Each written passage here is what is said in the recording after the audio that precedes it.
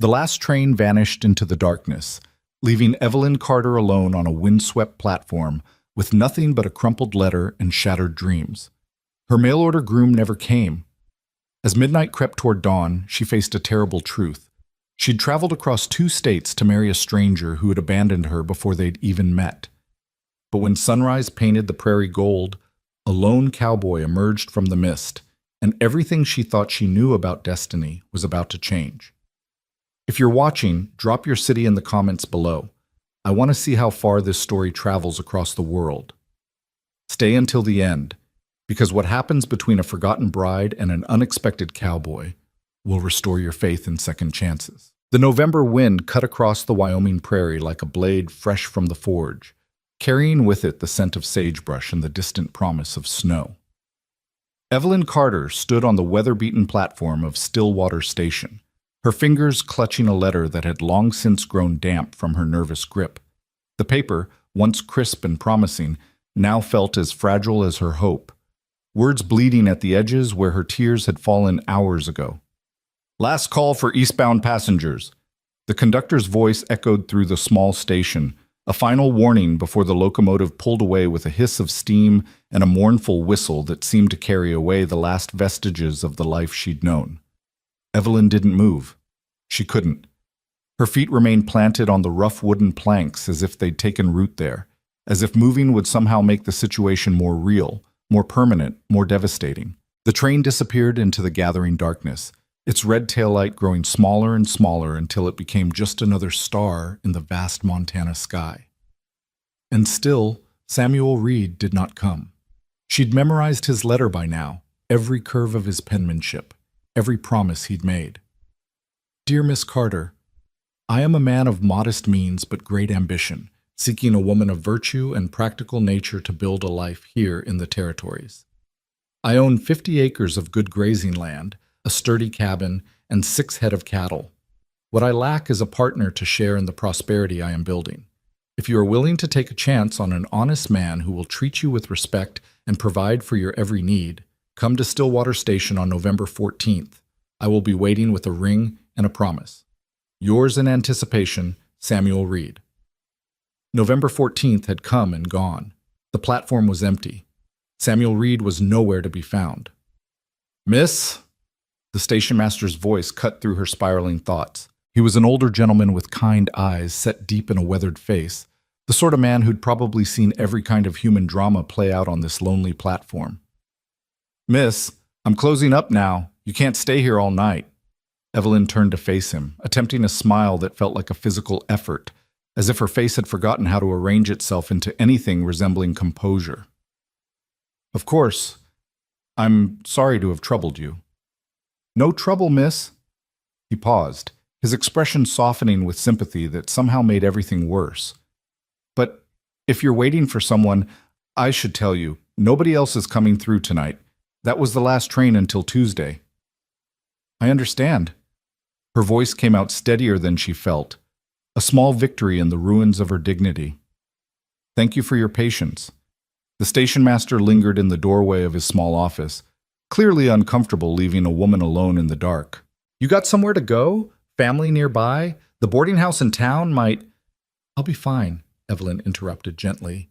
She couldn't bear his pity, couldn't stand to explain her situation to this stranger, to admit out loud that she'd been foolish enough to trust a letter from a man she'd never met, desperate enough to leave everything she'd known in Pennsylvania for the promise of something better in the untamed West. The station master nodded slowly, unconvinced but unwilling to press further.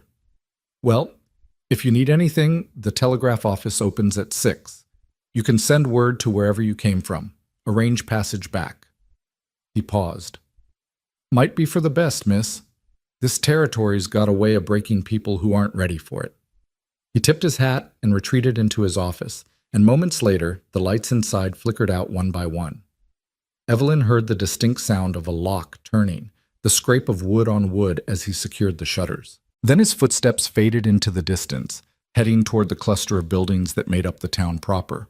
A 10-minute walk she could see in the moonlight, a collection of false-fronted stores and houses that seemed to huddle together against the vastness of the landscape. And then she was truly alone. Evelyn sank down onto her trunk, the battered leather case that contained everything she owned in the world. 2 dresses besides the one she wore. A worn Bible that had belonged to her mother. A cameo brooch, the only piece of jewelry she possessed. 3 books, poetry, because even in her most practical moments, she'd never been able to completely abandon beauty. A tin of tea. Undergarments she'd sewn herself by candlelight in the boarding house room she'd shared with 3 other working girls in Philadelphia. It wasn't much to show for 24 years of life, but it had seemed like enough when she'd boarded that train 3 days ago. Enough to start over. Enough to build something new with a man who'd promised her respect and security, if not love. The cold was settling in now, that particular bone-deep chill that comes to high desert country when the sun goes down. Evelyn pulled her thin coat tighter around her shoulders, knowing it wouldn't be enough but unable to do anything about it. Her better coat, the wool one she'd spent 2 months' wages on, had been stolen at a station in Kansas while she'd gone to fetch water. Just one more piece of bad luck in a string of disasters that had characterized this journey. Above her, the stars were emerging, thousands of them scattered across the sky with a brilliance she'd never seen back east. There was something almost violent about the beauty of it, the sheer indifference of those distant lights to her suffering. They'd been shining like this for millennia, would continue shining long after she was dust. What was one woman's disappointment measured against such vastness? "Stop it," she whispered to herself, her breath forming small clouds in the frigid air. Self-pity won't change anything. She'd learned that lesson early, growing up in an orphanage where crying only marked you as weak, where showing pain was an invitation for more of it. She'd survived by being practical, by keeping her head down and her expectations low. But somewhere along the way, Samuel Reed's letter had cracked through those careful defenses. His words had painted pictures of a different life, simple but stable, isolated but safe. A place where she might finally stop running, stop surviving, and start actually living. What a fool she'd been. Hours crawled by. Evelyn watched the moon arc across the sky, marking time by its slow progress. She should move, should walk into town and find that boarding house the station master had mentioned. But something kept her rooted to that platform, some stubborn ember of hope that refused to die completely. Maybe Samuel had been delayed. Maybe his horse had thrown a shoe, or he'd gotten lost in the dark, or there was some perfectly reasonable explanation for why he hadn't met her as promised. Even as she thought it, she knew she was lying to herself. Men didn't get lost in their own territory. They didn't forget about the arrival of a woman they'd sent for. If Samuel Reed wasn't here, it was because he'd chosen not to be. The question was why. Had he changed his mind? Had he found someone else? Had he taken one look at her stepping off that train earlier, perhaps he'd been there, watching from a distance, and decided she wasn't what he'd expected? She knew she wasn't conventionally pretty, not in the way the fashion papers showed, too thin from years of inadequate meals, too tall for most men's taste, hands rough from work, face perhaps too serious, too guarded. Or maybe it had nothing to do with her at all. Maybe Samuel Reed had never intended to follow through. Maybe this was some cruel joke, or maybe he'd died in the interim between sending his letter and today. Maybe a dozen things that had nothing to do with her worth as a human being.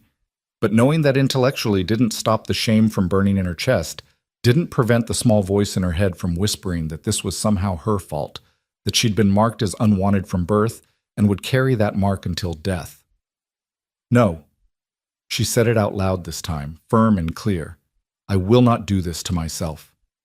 Whatever Samuel Reed's reasons, they were his own. She had done nothing wrong except trust in the possibility of something better. That wasn't a character flaw. It was perhaps the most human thing about her, the thing that had kept her going through all the dark years. She would not let this break her. The decision steadied her somewhat. She would wait until dawn. She'd already come this far, might as well see it through. Then she would walk into Stillwater, find work if possible, earn enough for passage back east. It would take time, perhaps weeks or even months, but she'd done it before. She could do it again. She was just beginning to doze, exhausted from 3 days of travel and the emotional toll of the night, when the sound reached her. At first she thought she was dreaming. The rhythmic thunder of hoofbeats seemed too perfectly timed with her racing heartbeat to be real. But then she opened her eyes and saw it. A single rider emerging from the pre-dawn mist that had begun to settle over the prairie like a living thing. The horse was moving fast, too fast for the uncertain light. Evelyn stood, her heart suddenly hammering with a confusing mixture of hope and fear. Could it be Samuel? Had he finally come? But as the rider drew closer, she could see this wasn't the approach of a man coming to meet his bride. This was someone riding with purpose, with urgency, as if the devil himself was on their heels. The horse, a beautiful paint with markings that caught the moonlight, slowed as it approached the platform. The rider sat tall in the saddle, broad-shouldered beneath a long duster coat that flapped behind him like wings. In the uncertain light, she couldn't make out his features, could only see that he was large, imposing, and currently staring at her with what seemed like confusion. "Ma'am?" His voice was deep, rough with either fatigue or surprise. "What in God's name are you doing out here alone?" It wasn't Samuel. This man's voice was different, harder, more weathered. Relief and disappointment warred in her chest. "I'm waiting for someone," she said, hating how small her voice sounded, how defensive. The rider swung down from his horse with fluid grace, and now she could see him better. He was tall, powerfully built, with dark hair that needed cutting and several days' worth of beard shadowing his jaw. His eyes, she couldn't tell their color in the dimness, were fixed on her with an intensity that made her want to step back. "You've been waiting out here all night?" It wasn't really a question. He could probably see the truth written all over her, the rumpled dress, the trunk she was sitting on, the exhaustion in every line of her body. "That's my concern, not yours." She lifted her chin, refusing to be intimidated despite the fact that he was a stranger and she was utterly alone with him in the dark. Something shifted in his expression, surprise maybe, or respect. "Fair enough. But unless your someone is a ghost, you're waiting in vain. Nobody's coming down that road until sunup at earliest, and even then—" He trailed off, seeming to think better of whatever he'd been about to say. "Then I'll wait until sunup." She met his eyes steadily, even as her heart continued its nervous dance. Everything she'd been taught about propriety, about the dangers of speaking to strange men, was screaming at her to be cautious.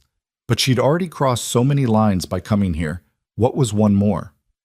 The man studied her for a long moment, and she had the unsettling sensation of being evaluated, of having her whole story read in a single glance. Finally, he spoke again. "You wouldn't be waiting for Samuel Reed, would you?" The bottom dropped out of her stomach. "You know him?" "I know of him." The stranger's jaw tightened, and even in the poor light she could see anger flash across his features. "If you're here because of him, then I'm sorry to tell you this, but you're going to be waiting a long time. Samuel Reed skipped town 5 days ago with half the savings of the folks who'd trusted him with their investments." The words hit her like physical blows. Skip town, investments, 5 days ago. "No." She shook her head, the motion almost violent. "No, he wrote to me. He had land, cattle, a cabin. He had stories," the stranger interrupted gently. "Reed was a confidence man, ma'am. Came through about 3 months back with a smooth tongue and promises of profitable ventures. Got a bunch of folks, including some who couldn't afford to lose it, to invest in his supposed cattle operation. Then last week, he cleaned out the bank account he'd set up and disappeared. Marshall's been trying to track him, but he's long gone by now." Evelyn felt the platform sway beneath her feet. Or maybe that was her, swaying, the world tilting on its axis as everything clicked into horrible place. The letter. The promises. The way Samuel had asked her to bring her savings, just $50, he'd said, to help with wedding expenses and initial supplies. $50 she'd scraped together over 2 years of working 14-hour days in a laundry, money she'd sewn into the lining of her trunk for safekeeping. She'd been Mark's, not a bride. Not even a woman to Samuel Reed, just another opportunity to steal. "Ma'am?" The stranger's voice seemed to come from far away. "You should sit down. You've gone pale." "I'm fine." The words came automatically, a reflexive lie she'd been telling her whole life. "I'm perfectly fine." "With respect, ma'am, you look like you're about to fall over." And maybe she was, because suddenly the stranger's hand was on her elbow, steadying her, guiding her back down to sit on her trunk. The touch was impersonal, careful, but it was the first gentle physical contact she'd had in weeks, and something about it broke through the careful walls she'd built around herself. "He asked me to bring money." she whispered, staring at her hands. $50. For wedding expenses. I have it in my trunk. The stranger exhaled slowly, and when she looked up, his expression was a mixture of anger and pity that made her want to scream. Then you're luckier than most. At least you still have it. The folks he conned here lost everything. Lucky. She laughed, but it came out wrong, too high and sharp. Yes, I'm very lucky. Traveled 3 days across the country to marry a man who never existed, spent the last of my money on train fare, and now I'm stranded in the middle of nowhere, with no way home and no prospects. Extremely fortunate. I didn't mean... I know what you meant. She stood abruptly, needing to move, needing to do something other than sit and absorb blow after blow. Thank you for the information. I appreciate your honesty.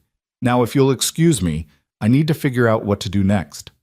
She started to walk toward the edge of the platform, having no real destination in mind, just desperate to be away from this stranger's pity, from her own crushing humiliation. But his voice stopped her. Wait. She didn't turn around. Why? Because it's going to be dawn soon, and I can't in good conscience leave a woman alone out here when there's a perfectly good cabin about 2 miles up the canyon with hot coffee and a warm fire. Now she did turn, staring at him in disbelief. You're inviting me to your cabin? A strange man inviting a strange woman to an isolated location? Do I look that desperate? No, he said quietly. You look cold, exhausted, and betrayed. And I'm not inviting you as a strange man. I'm offering help as someone who knows what it's like to have your expectations crushed and your trust betrayed. No obligations, no expectations. Just a warm place to rest and figure out your next move. I don't even know your name. Luke Bennett. He touched the brim of his hat, a gesture so old-fashioned it was almost charming. I run a small ranch about 10 miles north of here. I was in town dealing with some legal matters related to Reed's theft. I was one of the people he stole from, and I'm heading home now. You can come with me, get warm, maybe get some sleep. In the morning, I'll bring you back to town, and you can decide what to do from there. Evelyn wanted to refuse. Every instinct screamed at her to refuse. She knew nothing about this man except his name and his connection to her supposed groom's crimes. He could be as dangerous as Samuel Reed had proven to be dishonest. He could be worse. But as she stood there in the freezing pre-dawn air, watching the eastern horizon begin to lighten from black to navy to the faintest hint of gray, she had to acknowledge several uncomfortable truths. She was exhausted beyond rational thought. She had nowhere else to go until the town woke up. She had no money for a boarding house, even if one would take her at this hour. And despite everything, despite all her reasons for caution, something in Luke Bennett's voice rang true in a way that Samuel Reed's letter never had. Maybe it was the anger she'd seen flash across his face when he'd spoken about Reed's theft. Maybe it was the careful way he'd touched her elbow, steadying her without presuming. Maybe it was simply that she'd already gambled everything on a stranger's word once tonight, and what was one more risk in a life that had already fallen apart? All right, she heard herself say, but I'm keeping my knife handy, and I'm a very light sleeper. Something that might have been respect flickered in his eyes. I wouldn't expect anything less, ma'am. I'll get your trunk. He moved to lift it, and Evelyn quickly interjected. It's heavy. I've lifted heavier. He hoisted it onto his shoulder with an ease that suggested this was true, then walked to his horse and began securing it behind the saddle. The paint stood quietly, well-trained, barely flicking an ear at the added weight.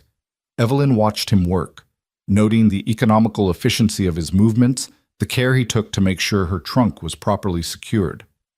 Everything about him suggested competence, self-sufficiency, the kind of practical capability that came from years of hard work rather than empty boasting. He was nothing like the Samuel Reed she'd imagined. When he finished, he turned back to her. You can ride behind me, or I can walk and lead the horse while you ride. Your choice. The offer surprised her. Most men wouldn't have given her a choice at all, would have simply expected her to comply with whatever arrangement they'd decided upon. I can ride behind you. I grew up around horses. It was something of an exaggeration. She'd been around the delivery horses at the orphanage and had occasionally been allowed to help feed them, but she understood the basic mechanics of mounting and staying seated. Luke led the horse to the platform's edge, where the height difference would make mounting easier. He swung up first, then extended his hand down to her. "Step up on that crate there, then take my hand." Evelyn hesitated for just a moment, staring at his outstretched hand. This was the point of no return. Once she got on that horse, she would be completely at this stranger's mercy, dependent on his goodwill and honesty in a way that terrified her. But dawn was breaking now, painting the sky in shades of pink and gold, and with the light came a strange sense of clarity. She could spend the rest of her life being afraid, being cautious, protecting herself from potential hurt. Or she could take the risk, make the leap, trust in her own judgment and the kindness of strangers. Samuel Reed might have been a liar, but that didn't mean every man was. She took Luke Bennett's hand. His grip was strong, calloused from work, and he pulled her up behind him with seemingly little effort. "Put your arms around my waist and hold on. The trail's a bit rough in places." Evelyn did as instructed, feeling awkward and hyper-aware of the impropriety of the situation. She was pressed against a strange man's back, her arms wrapped around his torso, close enough to feel the warmth of his body through the layers of clothing, to smell the scent of horse and leather and something else, pine maybe, or juniper. "Ready?" he asked over his shoulder. "As I'll ever be." He clicked his tongue, and the horse moved forward with a smooth gait that suggested good training and better breeding. They left the platform behind, heading north on a trail that was barely visible in the growing light. As they rode, Evelyn found herself relaxing slightly despite her circumstances.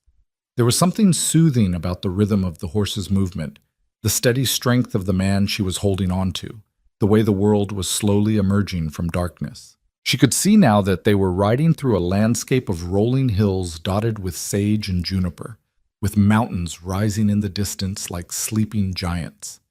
It was beautiful in a harsh, unforgiving way.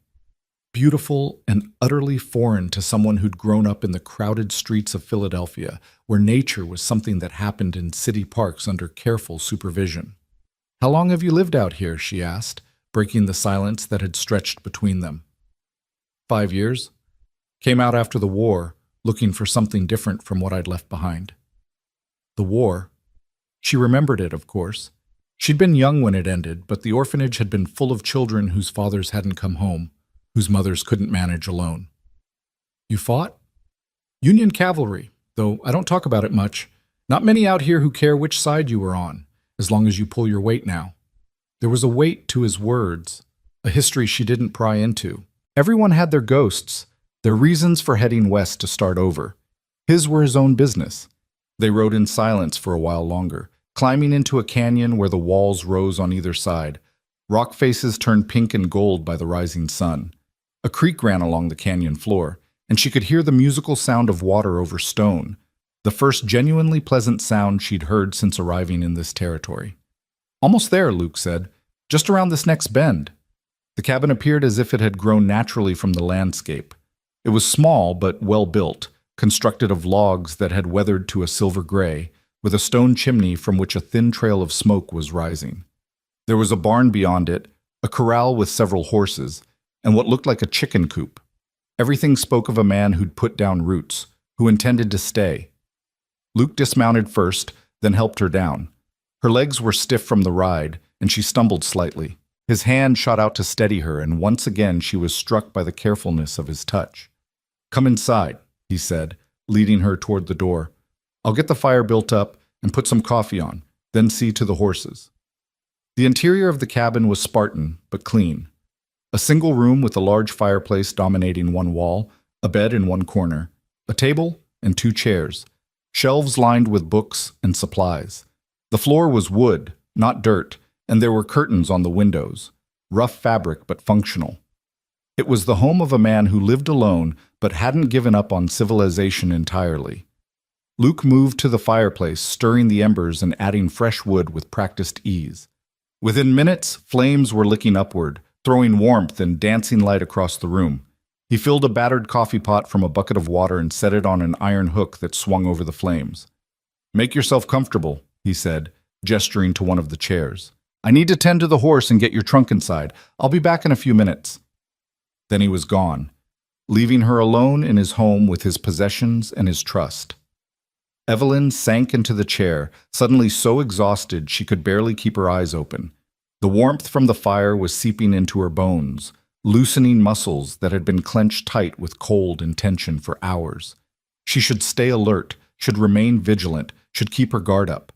But she was so tired of being strong, of being cautious, of protecting herself from a world that seemed determined to hurt her. Her eyes drifted closed just for a moment, just while Luke was outside. When she opened them again, sunlight was streaming through the windows, and there was a blanket draped over her shoulders that hadn't been there before. The coffee pot was sitting on the hearth, and Luke Bennett was seated at the table, reading a book and drinking from a chipped mug. He looked up when she stirred, and something like relief crossed his features. "Thought you might sleep through till evening. You were out cold." Evelyn sat up straight, embarrassment flooding through her. She'd fallen asleep in a stranger's home, let her guard down completely, violated every rule of self-preservation she'd ever learned. "I'm sorry, I didn't mean to—" "No need to apologize. You needed rest, and you're safe here. I promise you that." He stood and poured coffee into a second mug, bringing it over to her. "It's strong. Fair warning." She accepted it gratefully, wrapping her cold fingers around the warm ceramic and breathing in the bitter, wonderful scent. The first sip burned her tongue, but she didn't care. It was perfect. "Thank you," she said quietly, "for all of this. You didn't have to help me." Luke returned to his seat, his expression thoughtful. "Maybe not, but I remember what it's like to be lost and alone, to have your world fall apart and not know where to turn. Someone helped me once, when I needed it. Figured I'd pay it forward." "Who helped you?" He hesitated, and she thought he might not answer. Then, "Her name was Anna. She was supposed to be my wife. We'd been engaged before the war, promised to wait for each other. And she did wait. 4 years of not knowing if I was alive or dead. 4 years of keeping faith. When I came back, we made plans to head west together, start fresh where the war hadn't touched." He paused, staring into his coffee. "She got sick on the trail. Fever took her before we even made it to Wyoming. I didn't handle it well. I'm sorry." The words felt inadequate, but what else could she say? "It was a long time ago, but I wouldn't have survived that first year if not for some folks who took me in when I was half crazy with grief, who gave me work and purpose when I had neither. So when I see someone in trouble—" He trailed off with a shrug. They sat in silence for a moment, two wounded souls finding unexpected comfort in shared loss. Then Luke spoke again. "What about you? What made you answer Samuel Reed's letter?" Evelyn considered lying, considered crafting a more palatable version of her story, but something about the honesty of his grief deserved honesty in return. "I was desperate," she said simply. "I've been working in a laundry in Philadelphia for 6 years, 12 to 14 hours a day, 6 days a week. The pay is barely enough to survive on, and there's no future in it. I'm 24 years old and I could see my whole life stretching ahead of me, working until my hands are ruined and my back is broken, dying alone in some charity hospital when I'm too old to work anymore." She took another sip of coffee. When Samuel's letter arrived, someone had put it up on a board at the general store, advertising for potential brides. It seemed like a sign. A chance at something different, something better, or at least something that wouldn't kill me quite so slowly. "That's not desperate," Luke said quietly. "That's brave. Stupid, maybe, to trust a stranger's word, but brave nonetheless." "I don't feel very brave right now. I feel like a fool." "The two aren't mutually exclusive." He smiled slightly. "Some of the bravest people I've known have also been the biggest fools." Despite everything, Evelyn felt her lips curve upward. Was that meant to be comforting? Was it? "A little, actually." They lapsed into silence again, but it was comfortable now, the awkwardness of earlier fading into something that felt almost like companionship. Outside, she could hear birds beginning their morning songs, the distant lowing of cattle, the wind moving through the canyon. It was peaceful, dangerously peaceful, the kind of peace that made her want to stay, to linger in this moment of unexpected sanctuary. But she couldn't. She had no place here, no right to impose on Luke Bennett's hospitality any longer than absolutely necessary. "I should get back to town," she said, setting down her mug. "Figure out what to do next. Maybe find work, save up for passage back east." "That's one option," Luke agreed. Or? He seemed to be weighing his words carefully, choosing them with the same precision he'd shown in everything else. Or you could stay here for a while. Just temporarily, he added quickly, as if worried she'd misunderstand. Until you figure things out. I could use help around the place, someone to handle the cooking and cleaning, maybe tend the garden come spring. I'd pay you fair wages and you'd have a roof over your head and food to eat. It'd give you time to save up properly, decide what you really want to do. Evelyn stared at him, trying to read his intentions, searching for the hidden catch she was certain must exist. Men didn't make offers like this without expecting something in return. But his expression was open, honest, and she remembered what he'd said about someone helping him when he needed it most. Maybe he really was just paying it forward. "Why would you do that?" she asked. "You don't know me. For all you know, I could be a terrible cook or a thief or worse." "Could be," he acknowledged. "But I'm a pretty good judge of character, and I don't think you're any of those things. Besides, worst case, I'm out a few weeks of wages and you move on. Best case, we both benefit from the arrangement. Seems like a reasonable risk to me." It did seem reasonable, almost too reasonable, which made her immediately suspicious. But as she sat there in the warm cabin, drinking coffee that tasted like hope, looking at a man who'd shown her more genuine kindness in a few hours than most people had in her entire life, she found herself wanting to believe, wanting to take the risk, wanting to say yes to this unexpected possibility. "I have one condition," she said finally. "Name it." "I keep my own space. I'll sleep in the barn or... There's a root cellar out back that the previous owner half converted into a storage room. It's got a door that locks from the inside and there's enough space for a bed.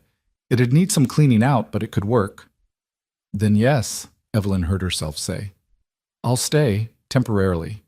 Luke nodded, something like relief flickering across his features. "Fair enough. We'll give it a month, see how it goes. If either of us wants out before then, no hard feelings." He extended his hand across the table, and after a moment's hesitation, Evelyn took it.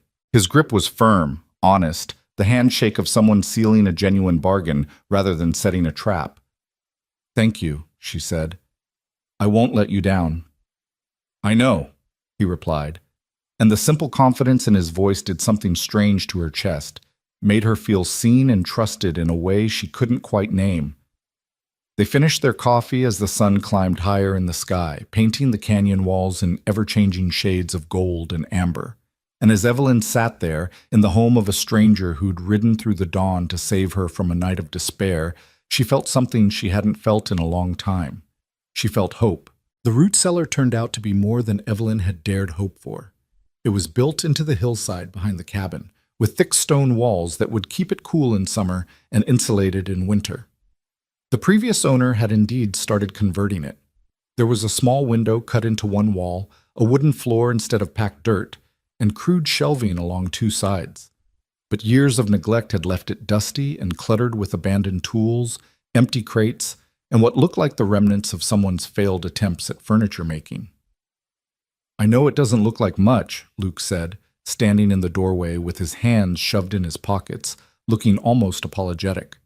"But give me a few hours and I can make it livable. There's a bed frame in the barn I can bring over, and I've got extra blankets stored away." Evelyn stepped inside, running her hand along the rough stone wall. It was cold to the touch, solid, real, a space that could be hers, however temporarily. "It's perfect. Or it will be, once we clean it out."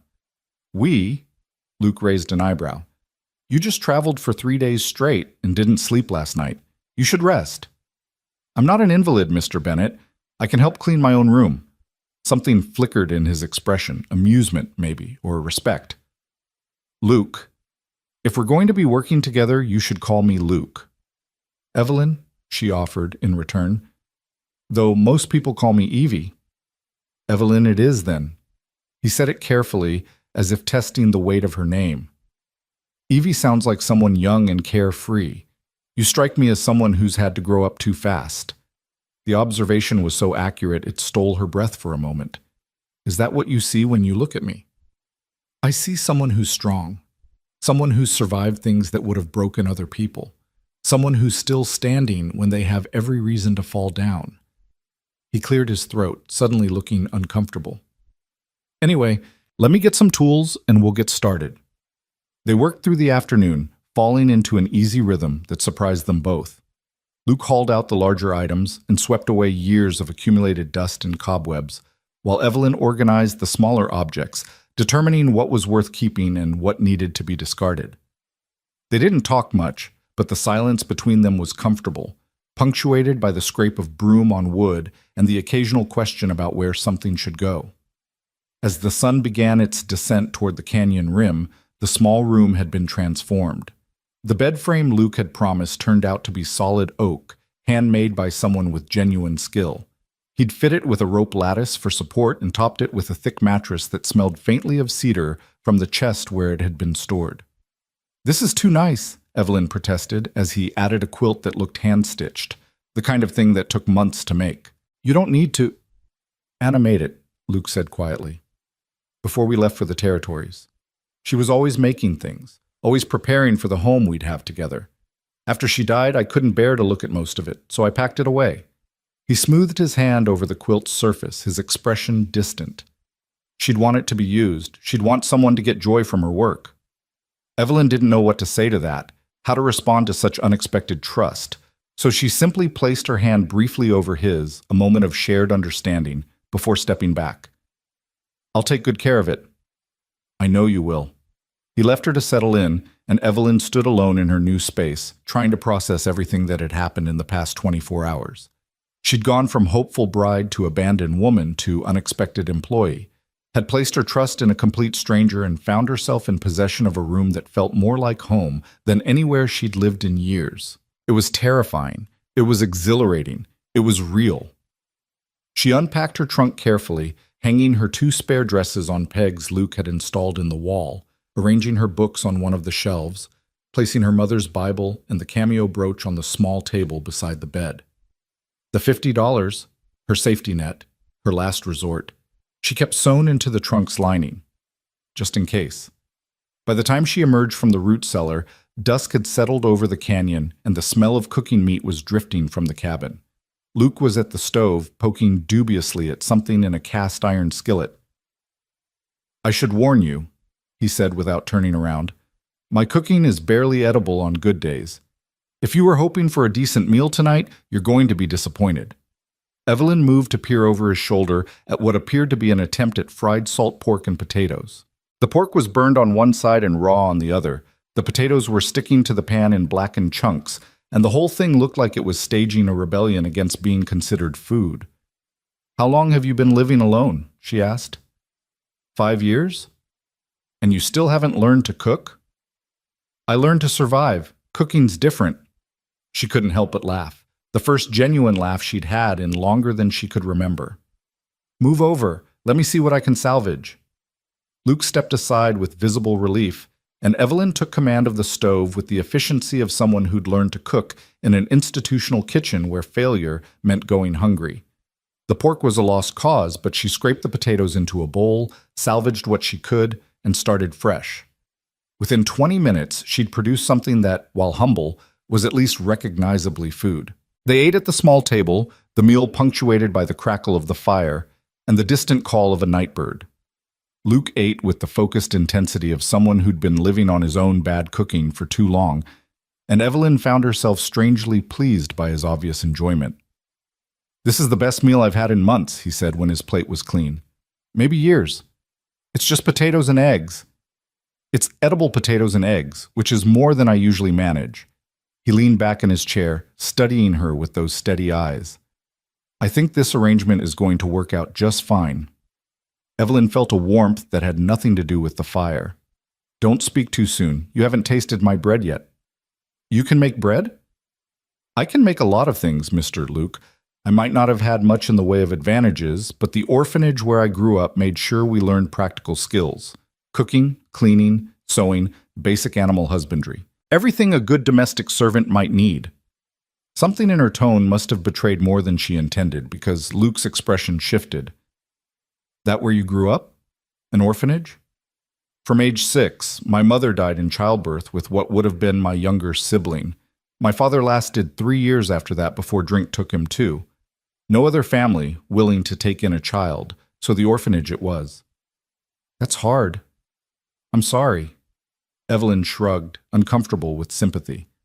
It could have been worse. Some places beat the children or starved them. Ours was strict but fair. We were fed, clothed, educated enough to read and write. When I turned 16, they found me placement in the laundry. I've been working there ever since. She paused. Or I was until 3 days ago when I quit to come here. You quit your job to marry a stranger? I did. She met his eyes steadily. I know how that sounds, desperate, foolish, reckless, but I was desperate. 6 more years of that work and my hands would have been ruined. The foreman was already making comments about how I'd better find a husband soon because laundry work was for younger girls with stronger backs. I was running out of time and options. So Samuel Reed's letter seemed like an answer to a prayer. More like the only door in a hallway of locked rooms. I didn't expect love or even affection. I just wanted security, safety, a chance to stop fighting quite so hard just to survive. She pushed her plate away. Shows what I know about assessing opportunities. Reed fooled a lot of people, Evelyn. Folks who'd lived here for years and thought they were good judges of character. You can't blame yourself for falling for a con man's lies. Can't I? I was so eager to believe, so desperate for something better, that I didn't ask the questions I should have asked. Didn't wonder why a man with land and cattle needed to send away for a bride. Didn't question why he asked for money. I saw what I wanted to see. Luke was quiet for a long moment. Then he said, "We all do that sometimes. See what we want to see instead of what's really there." After Anna died, I spent a year drinking and brawling and generally destroying myself because I couldn't accept that she was gone, that all our plans were just smoke. Finally got into a fight with someone twice my size and got myself beaten so bad I couldn't stand. Woke up in a stranger's barn, being tended by a man who told me I had 2 choices. I could get back on the self-destruction train and finish what I'd started, or I could decide that Anna wouldn't have wanted me to die with her, that her dreams deserved to live even if she couldn't. What did you choose? Obviously, I chose to live. Wasn't easy. Some days it still isn't. But I built this place, built something real out of the ashes of what I'd lost. And I decided that maybe the point wasn't the happy ending I'd planned. Maybe the point was just to keep going, keep trying, keep building something worth having, even if it looked different than I'd imagined. Evelyn felt her throat tighten with emotion she couldn't quite name. That's a good way to look at it. Some days I believe it more than others. He stood, gathering the dishes. But having someone to cook for, having another person around who isn't me and my dark thoughts, that helps. So thank you for agreeing to stay. Thank you for offering. She rose to help with the dishes, but he waved her off. You cooked. I'll clean. That seems fair. She was too tired to argue, so she simply nodded and moved toward the door. I should turn in. Tomorrow I want to start earning my keep properly. Evelyn? His voice stopped her at the threshold. I'm glad you were on that platform last night. Glad I found you. So am I, she said softly. Good night, Luke. Good night. She crossed the dark yard to her little room, the stars overhead so bright and numerous they seemed almost artificial. Inside, she changed into her nightgown, slipped between the sheets of Anna's quilt, and let herself finally, fully, break down. The tears came hot and silent, tears for her shattered dreams and wounded pride, for the future she'd imagined and lost, for the exhaustion and fear and desperate hope that had brought her to this strange place. But underneath the grief was something else, something new and fragile but unmistakably real. Relief, maybe, or gratitude, or the first tentative stirrings of something that might, with time, become happiness. The days that followed fell into a pattern that felt both foreign and strangely right. Evelyn would wake before dawn to the sound of Luke moving around outside, tending to the animals and preparing for his day's work. By the time he came in for breakfast, she'd have coffee ready and food on the table. Simple fare, but hot and plentiful. They'd eat together in companionable silence. Then Luke would head out to work on whatever the ranch required, while Evelyn tackled the domestic chaos of a home that had been maintained by a man who clearly considered cleaning an optional activity. The cabin needed everything.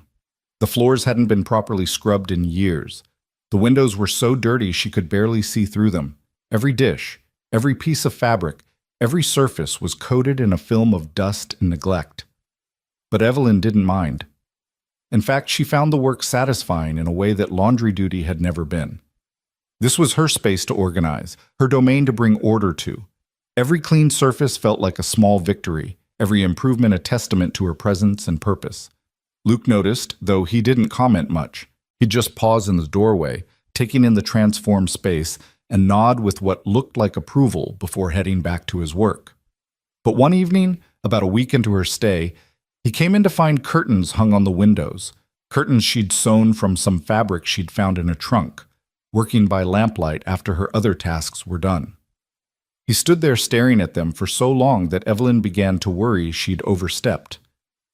"I hope you don't mind. I found the fabric in storage and thought it was going to waste, so I—" "Anna bought that fabric," he said quietly, "in Laramie, on our way west. Said she was going to make curtains for our windows once we got settled." He touched the edge of one panel, his expression unreadable. "She'd be happy to see them finally being used. I can take them down if they bother you." "No." He dropped his hand, turning to face her. "No, leave them up. You're right, they were going to waste, and the cabin needs a woman's touch. Needed it for a long time." They looked at each other across the small space, and Evelyn felt something shift between them, some subtle realignment of their relationship. They weren't just employer and employee anymore, they were becoming something else. Not quite friends, but not strangers either. Two damaged people finding unexpected comfort in each other's presence. The moment passed, and Luke cleared his throat. "I need to ride into Stillwater tomorrow. Supply run and some business with the marshal about Reed's theft. You're welcome to come if you want to see the town properly." "Will people talk about me staying here?" "Probably. Small town, not much else to gossip about. But I figure that's their problem, not ours. We know the arrangement is legitimate. That's what matters." Evelyn considered. She would need to face Stillwater eventually, would need to establish herself as something other than the abandoned mail-order bride. Might as well get it over with. "All right, I'll come."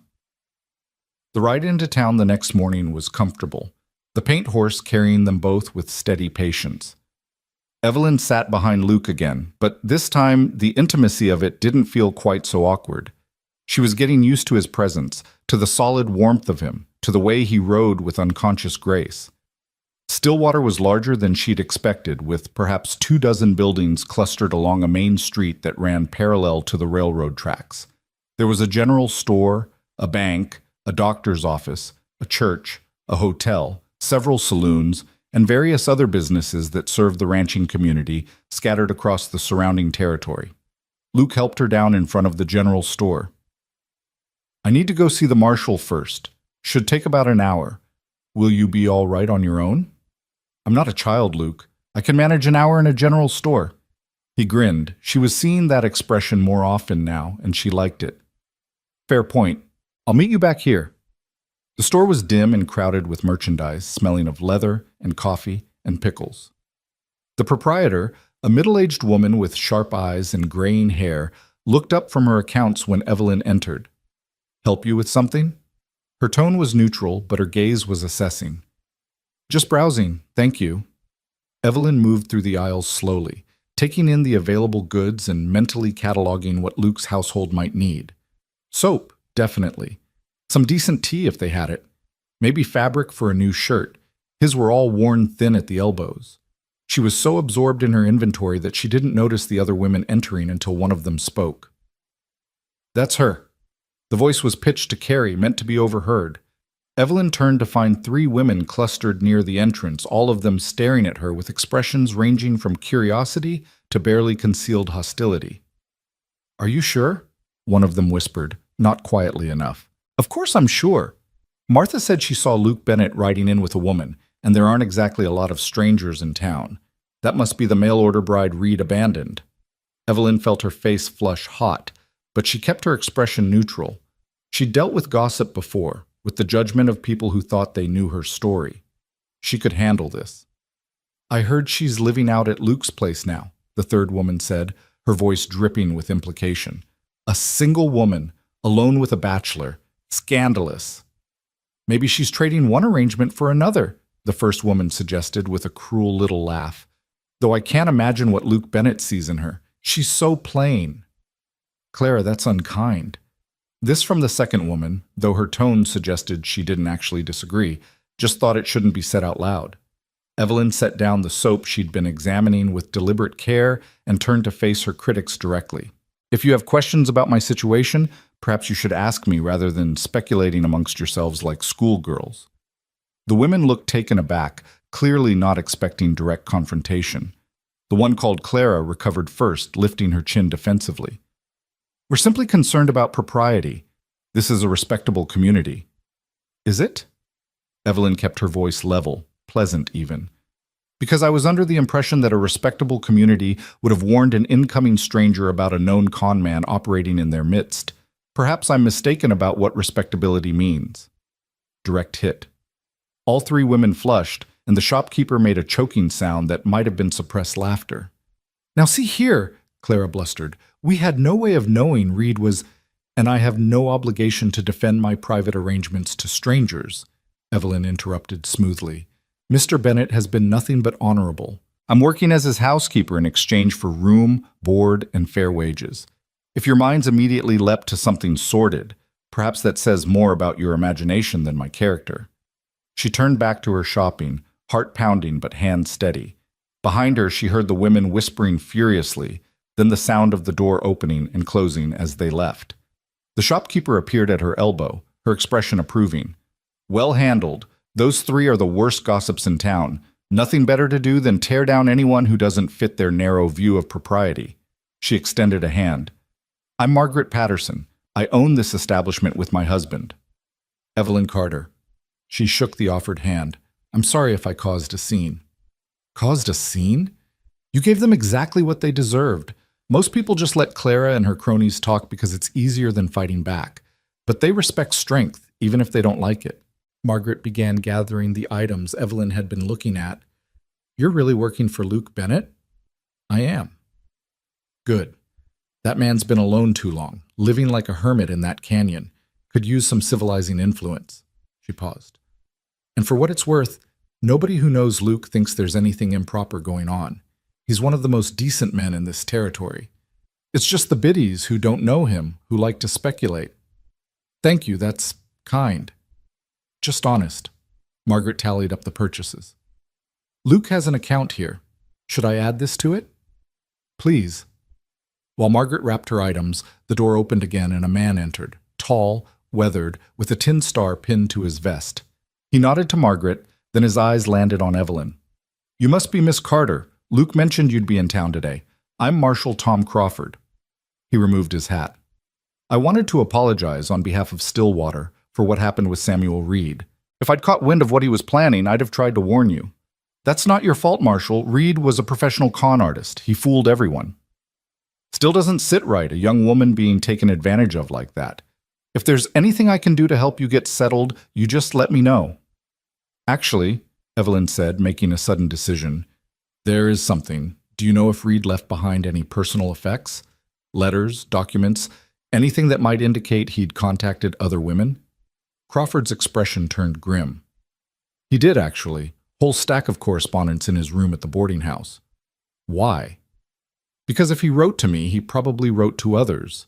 Women who might be on their way here right now, expecting to find a groom who doesn't exist. They deserve a warning. The marshal studied her for a long moment. That's mighty thoughtful of you, considering what you've been through. Nobody deserves what I went through. If I can prevent it happening to someone else, I will. I'll bring those letters by Luke's place tomorrow. You can go through them, see if we can get word out to anyone who might be in danger. He paused. You're tougher than you look, Miss Carter. I've had to be, Marshal. Luke found her outside the store, her parcels waiting on the bench. He took in her expression, still slightly flushed from her encounter, and frowned.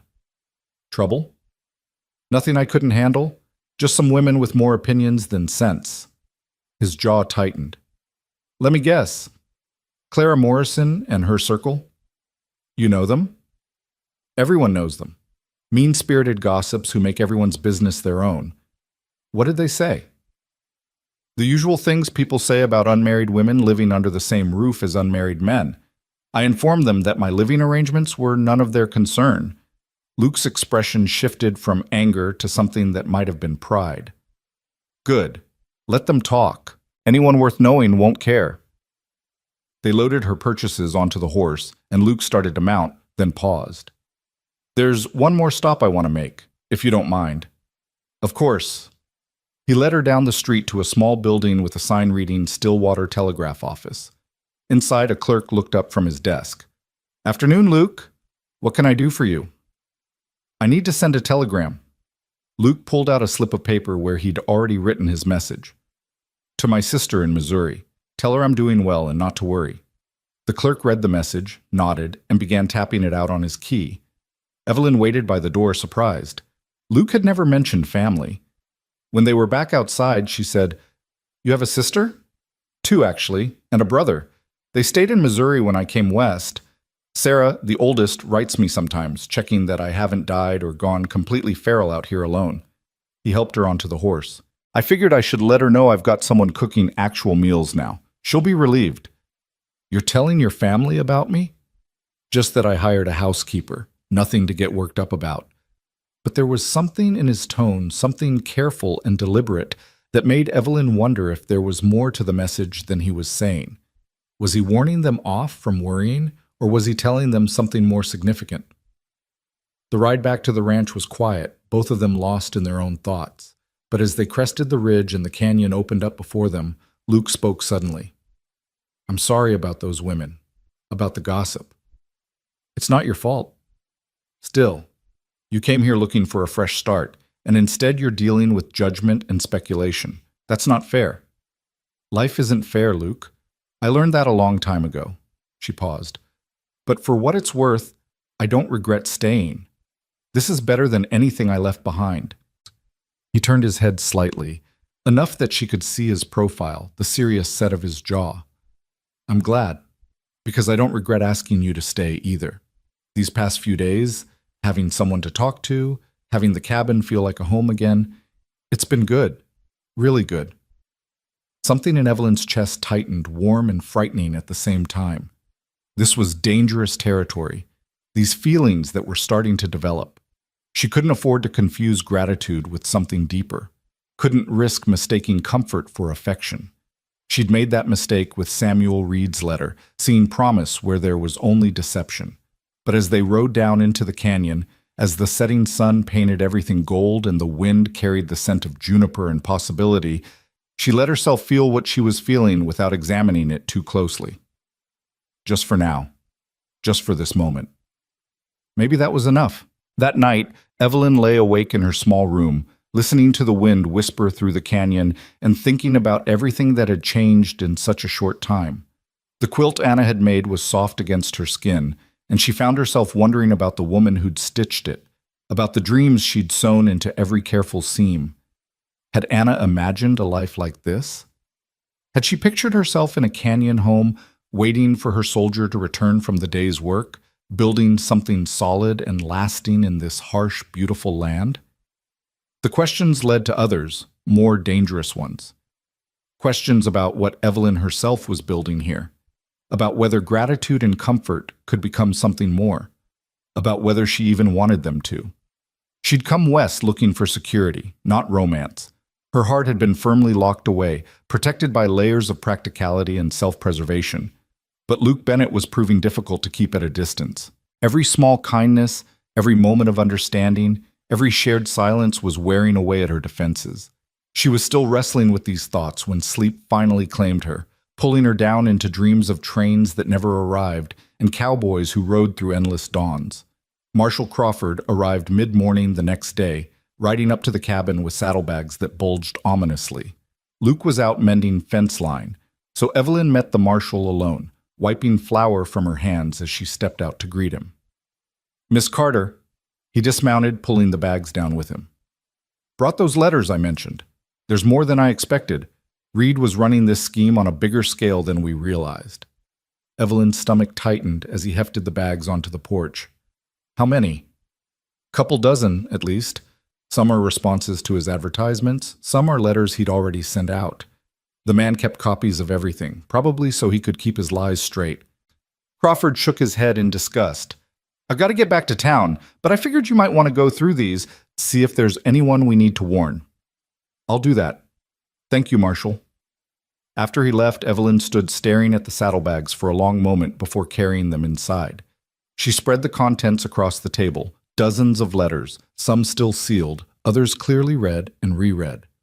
The handwriting varied wildly, from careful copperplate to barely legible scrawls, but the desperation underlying them all was remarkably similar. She opened the first letter, postmarked from Illinois. Dear Mr. Reed, I received your advertisement with great interest. I am a widow of 32 years with 2 young children. My late husband's family has made it clear we are not welcome to remain on their property, and I find myself in dire circumstances. If your offer is genuine, I would be most grateful for the opportunity to discuss further arrangements. The second was from a woman in Ohio who'd been jilted by her fiancé and cast out by her family for the resulting scandal.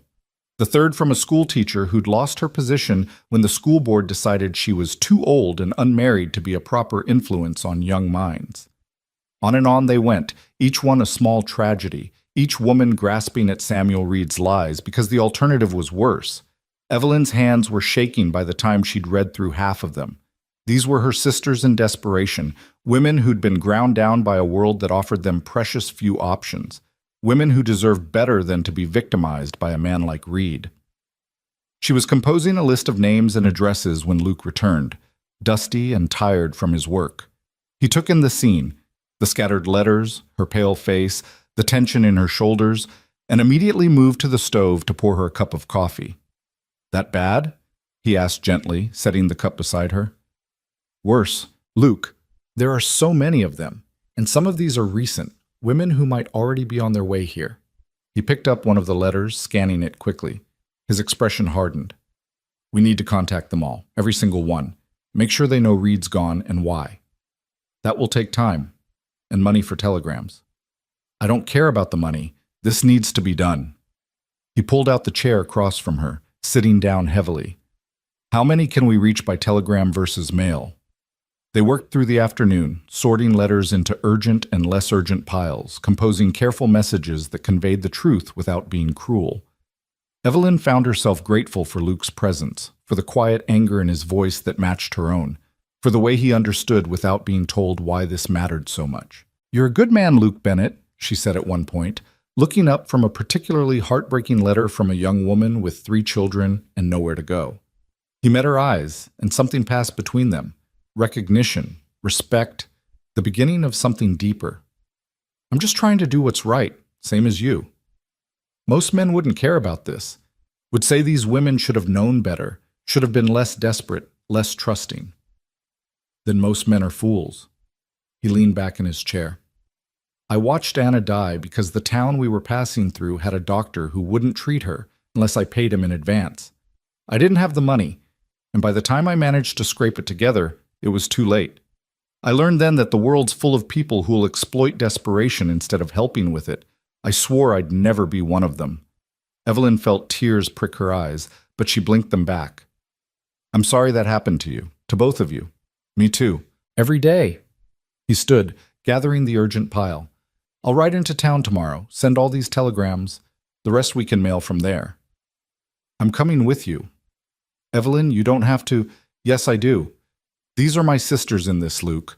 I need to be part of making it right. He studied her for a moment, then nodded. All right, we'll go together. The next 3 weeks passed in a blur of activity. Between managing the household and working through Reed's correspondence, Evelyn barely had time to think. Responses started coming back, some grateful, some angry, some devastated. A few women wrote back asking if there were other opportunities in Stillwater, other men looking for wives, other ways to escape the circumstances that had made Reed's lies so appealing. Those letters haunted Evelyn. She took to saving them, keeping them separate from the others, though she wasn't sure why. What could she do for these women? She was barely managing her own precarious situation, but the thought wouldn't leave her alone. It nagged at her during the day as she worked, whispered to her at night as she tried to sleep. There had to be something, some way to help that didn't involve matching desperate women with potentially dangerous strangers. She was kneading bread one afternoon, working through the problem in her mind, when Luke came in early from his work. He was carrying something wrapped in burlap, cradling it carefully. Got something for you, he said, setting the bundle on the table. Well, for the chickens, really, but I figured you'd want to see. Evelyn wiped her hands and opened the burlap to find a dozen chicks, fuzzy and peeping, tumbling over each other in their confusion. Oh, she breathed, scooping one up gently. Oh, Luke, they're perfect. Thought you might like having them, and fresh eggs would be good come spring. He watched her with the chicks, something soft in his expression. You've got a gentle hand with living things. I always wanted chickens. When I was little, before my mother died, we had a few in our yard. I'd help her collect the eggs every morning. It was... She paused, surprised by the sudden tightness in her throat. It was one of the only happy memories I have from that time. Luke reached out slowly, giving her time to pull away, and tucked a strand of hair behind her ear. The gesture was achingly tender, and Evelyn found herself frozen, the chick still cupped in her hands, her heart hammering against her ribs. You deserve more happy memories, he said quietly. I'd like to help give you some, if you'll let me. The moment stretched between them, fragile and charged. Evelyn knew she should step back, should maintain the careful distance she'd been trying to preserve. But she didn't want to. She wanted to lean into his touch, to let herself believe that maybe, just maybe, this could be something real. Before she could decide, a voice called from outside. Hello, the house! Luke dropped his hand and stepped back, the spell broken. That's Tom Crawford. Wonder what brings him out here. The marshal was dismounting as they stepped onto the porch, and his expression was grave. Luke, Miss Carter, got some news you both should hear. What is it? Luke's voice had gone hard, alert. Got a telegram from the marshal in Laramie. They caught Samuel Reed trying to pull the same scheme up there. He's in custody, awaiting trial. Crawford pulled out a folded paper. Thing is, they found more letters on him, including drafts of ones he'd sent to Evelyn here, with notes in the margins about how to make the con more convincing. Evelyn felt her stomach turn over. Notes? Ways to sound more sincere. Phrases that worked well on previous targets. Details about what kind of woman to look for. Desperate enough to be vulnerable, but not so desperate she wouldn't have any money. Crawford's expression was apologetic. I'm sorry, Miss Carter, but you need to know how calculated this was. Reed's a professional predator. She wanted to feel shocked, but instead there was only a dull sort of confirmation. Of course it had been calculated. Of course she'd been selected for her vulnerability. That's what predators did. They found the weak, the isolated, the desperate, and they fed. What happens now? Luke asked, his hand finding the small of Evelyn's back, a steadying presence. They'll try him in Laramie for the crimes committed there, but the prosecutor wants victims to testify if they're willing, show the pattern of behavior. Crawford looked at Evelyn. Would you be willing to come to Laramie, tell your story in court? Every instinct screamed at her to refuse, to stay hidden, stay safe, avoid the public humiliation of admitting how thoroughly she'd been fooled. But then she thought about all those letters, all those women who'd been saved because she and Luke had taken the time to warn them. And she thought about the ones they hadn't reached, the ones Reed might have already victimized. Yes, she heard herself say. I'll testify. Luke's hand pressed more firmly against her back. I'll come with you. Luke, you don't need to... I know I don't need to. I want to. You shouldn't have to face this alone. Crawford nodded, looking relieved. Trial's set for 2 weeks from now. I'll send word when we need to leave. He paused. For what it's worth, Miss Carter, what you're doing takes courage. Most folks would just want to forget the whole thing. After he left, Evelyn stood on the porch, staring out at the canyon without really seeing it. She felt Luke's presence beside her, solid and dependable, and found herself leaning slightly into him without conscious thought. I don't feel courageous, she said finally. I feel scared and angry and humiliated. That's what courage is. Doing the thing that terrifies you because it's the right thing to do. He turned to face her, his hands gentle on her shoulders. And you don't have to be strong every minute. You can be scared. You can be angry. You can feel whatever you need to feel. And if I fall apart, then I'll be here to help put you back together. The simple certainty in his voice broke something loose in her chest. Before she could stop herself, she was turning into him, letting him pull her close, burying her face against his shirt, as the tears finally came. All the fear and rage and grief she'd been holding back poured out in shaking sobs while Luke held her steady, one hand stroking her hair, murmuring wordless comfort. "I'm sorry," she gasped when she could finally speak. "I'm sorry. I shouldn't." "Hush. You've got nothing to apologize for. Nothing." He pulled back just enough to tilt her face up, his thumbs wiping away her tears. "You're allowed to break down sometimes, Evelyn. You're allowed to need help.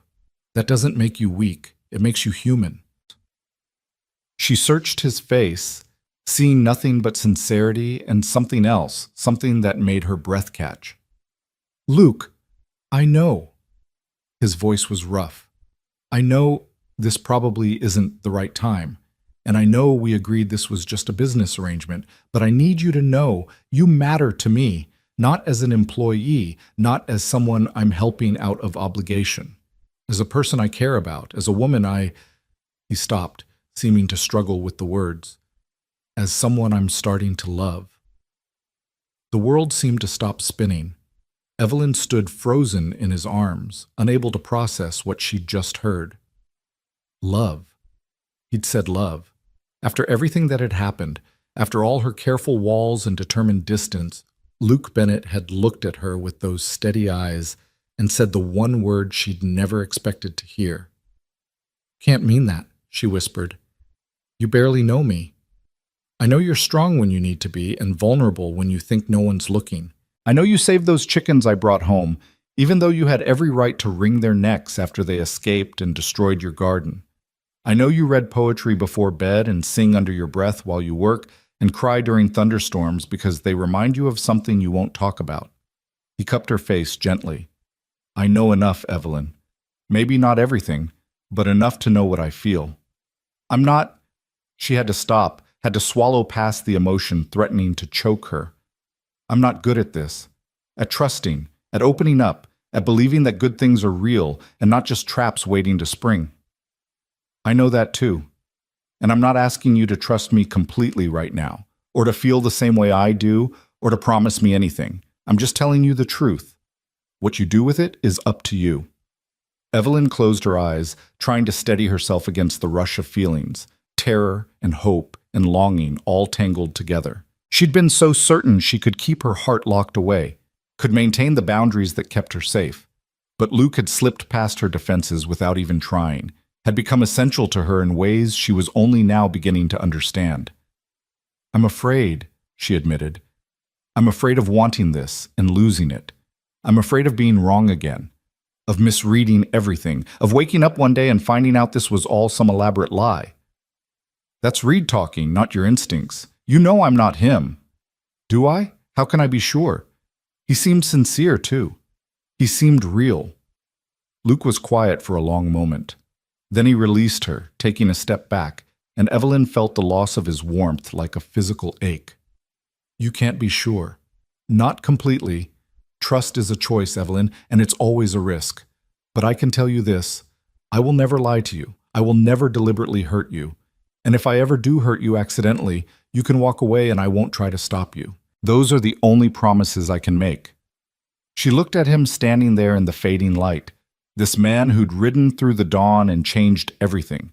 This man who'd taken her in when he had no reason to, who'd helped her warn strangers of danger, who'd held her while she cried and told her she was allowed to be human. This man who was offering her something she'd never had. Not security born of desperation, but genuine care with no strings attached. It was terrifying. It was impossible.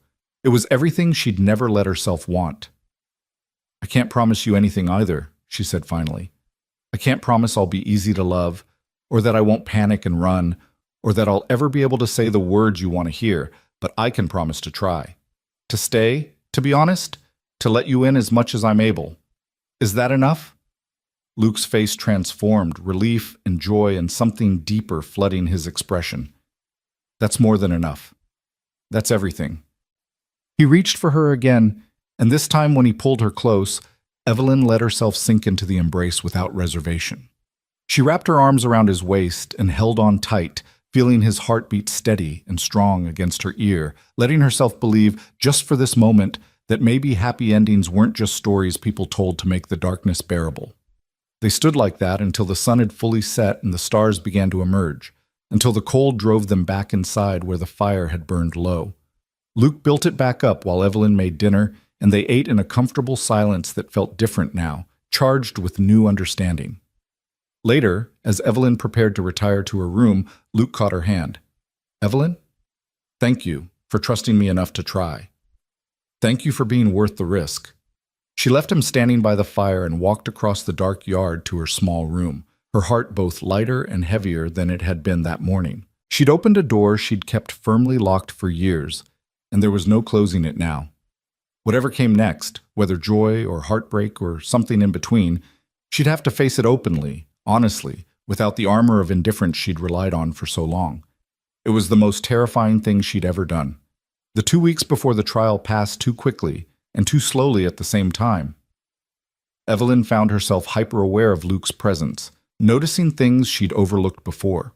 The way he always made sure she ate enough, the careful distance he maintained, never pushing, never presuming, always waiting for her to close the gap between them. The small gestures of affection, a hand on her shoulder as he passed, a smile that was just for her, the way he'd started reading aloud in the evenings from one of her poetry books. She was falling. She knew it even as she tried to deny it, even as fear whispered that this couldn't be real, couldn't last, would end in disaster. But every day that passed without disaster made the fear a little quieter, made the hope a little stronger. One evening, about a week before they were due to leave for Laramie, Evelyn was washing dishes when Luke came up behind her. He didn't touch her, but she could feel his presence, warm and solid at her back. "Can I ask you something?" His voice was quiet, almost hesitant. "Of course." "That night at the station, when you were waiting, if Reed had shown up, if he'd been real, would you have gone through with it? Married him?" Evelyn's hand stilled in the water. It was a question she'd asked herself dozens of times, but never answered honestly. "I don't know. I wanted to believe I would, that I was brave enough, or desperate enough, or practical enough. But the truth is, all night long, part of me was hoping he wouldn't come, because marrying a stranger, even for security, felt like giving up the last piece of myself that was still mine. And now? The truth is, all night long, part of me was hoping he wouldn't come, because marrying a stranger, even for security, felt like giving up the last piece of myself that was still mine. And now? Now I think maybe I was waiting for the wrong thing, or the wrong person, or maybe just waiting for someone to show me that there was another option I hadn't considered." She turned to face him, her hands dripping soapy water. "Does that make sense?" "Perfect sense." Luke reached out, tucking a stray hair behind her ear in a gesture that was becoming familiar. "For what it's worth, I'm glad he didn't show up. I'm glad you were there on that platform, even though I hate that you had to go through that pain, because otherwise I'd still be here alone, half alive, going through the motions without really living. You changed that. I didn't do anything except show up and fall apart." "You showed up. That's more than most people manage. And you didn't fall apart. You kept going even when you had every reason to quit. That's strength, Evelyn. Real strength. Not the kind that pretends nothing hurts." She wanted to argue, to deflect the praise as she always did. But instead she let herself accept it, let herself believe that maybe he was right. Maybe surviving wasn't the same as giving up. Maybe asking for help wasn't weakness. Maybe she was stronger than she'd given herself credit for. "Kiss me," she whispered, surprising herself with the boldness. Luke's eyes widened, and for a moment she thought he might refuse, might insist they wait or take things slower. But then his hands were cupping her face, and he was leaning in, giving her time to change her mind, to pull away, to say no. She didn't say no. His lips met hers gently, almost questioningly, as if he was still afraid of pushing too hard too fast. But Evelyn leaned into the kiss, her soapy hands coming up to grip his shirt, and felt something fundamental shift inside her. This was real. This was happening. And it was nothing like she'd imagined, not desperate or frantic or driven by need. It was soft and sweet and achingly tender, a promise rather than a demand. When they finally pulled apart, both slightly breathless, Luke rested his forehead against hers. "I've been wanting to do that for weeks." "Why didn't you?" "Because I wanted you to want it too. Wanted you to choose me, Not just accept me because I was here and convenient. I'm choosing you, Evelyn said firmly. Maybe I don't completely understand what I'm choosing or where this leads, but I'm choosing you, Luke Bennett, for whatever that's worth. It's worth everything. He kissed her again, deeper this time, and Evelyn felt the last of her carefully constructed walls crumble into dust. They stood in the kitchen for a long time afterward, just holding each other, neither wanting to break the spell. Finally, reluctantly, Evelyn stepped back. I should finish the dishes. Leave them. They'll keep until morning.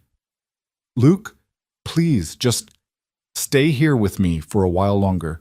We don't have to do anything. Don't have to talk. Just be here. So she stayed, letting him lead her to the fireside where they sat together on the rough wooden floor, her back against his chest, his arms wrapped around her. They watched the flames dance and listened to the wind outside, and Evelyn felt something she'd never felt before, a sense of belonging so profound it was almost painful.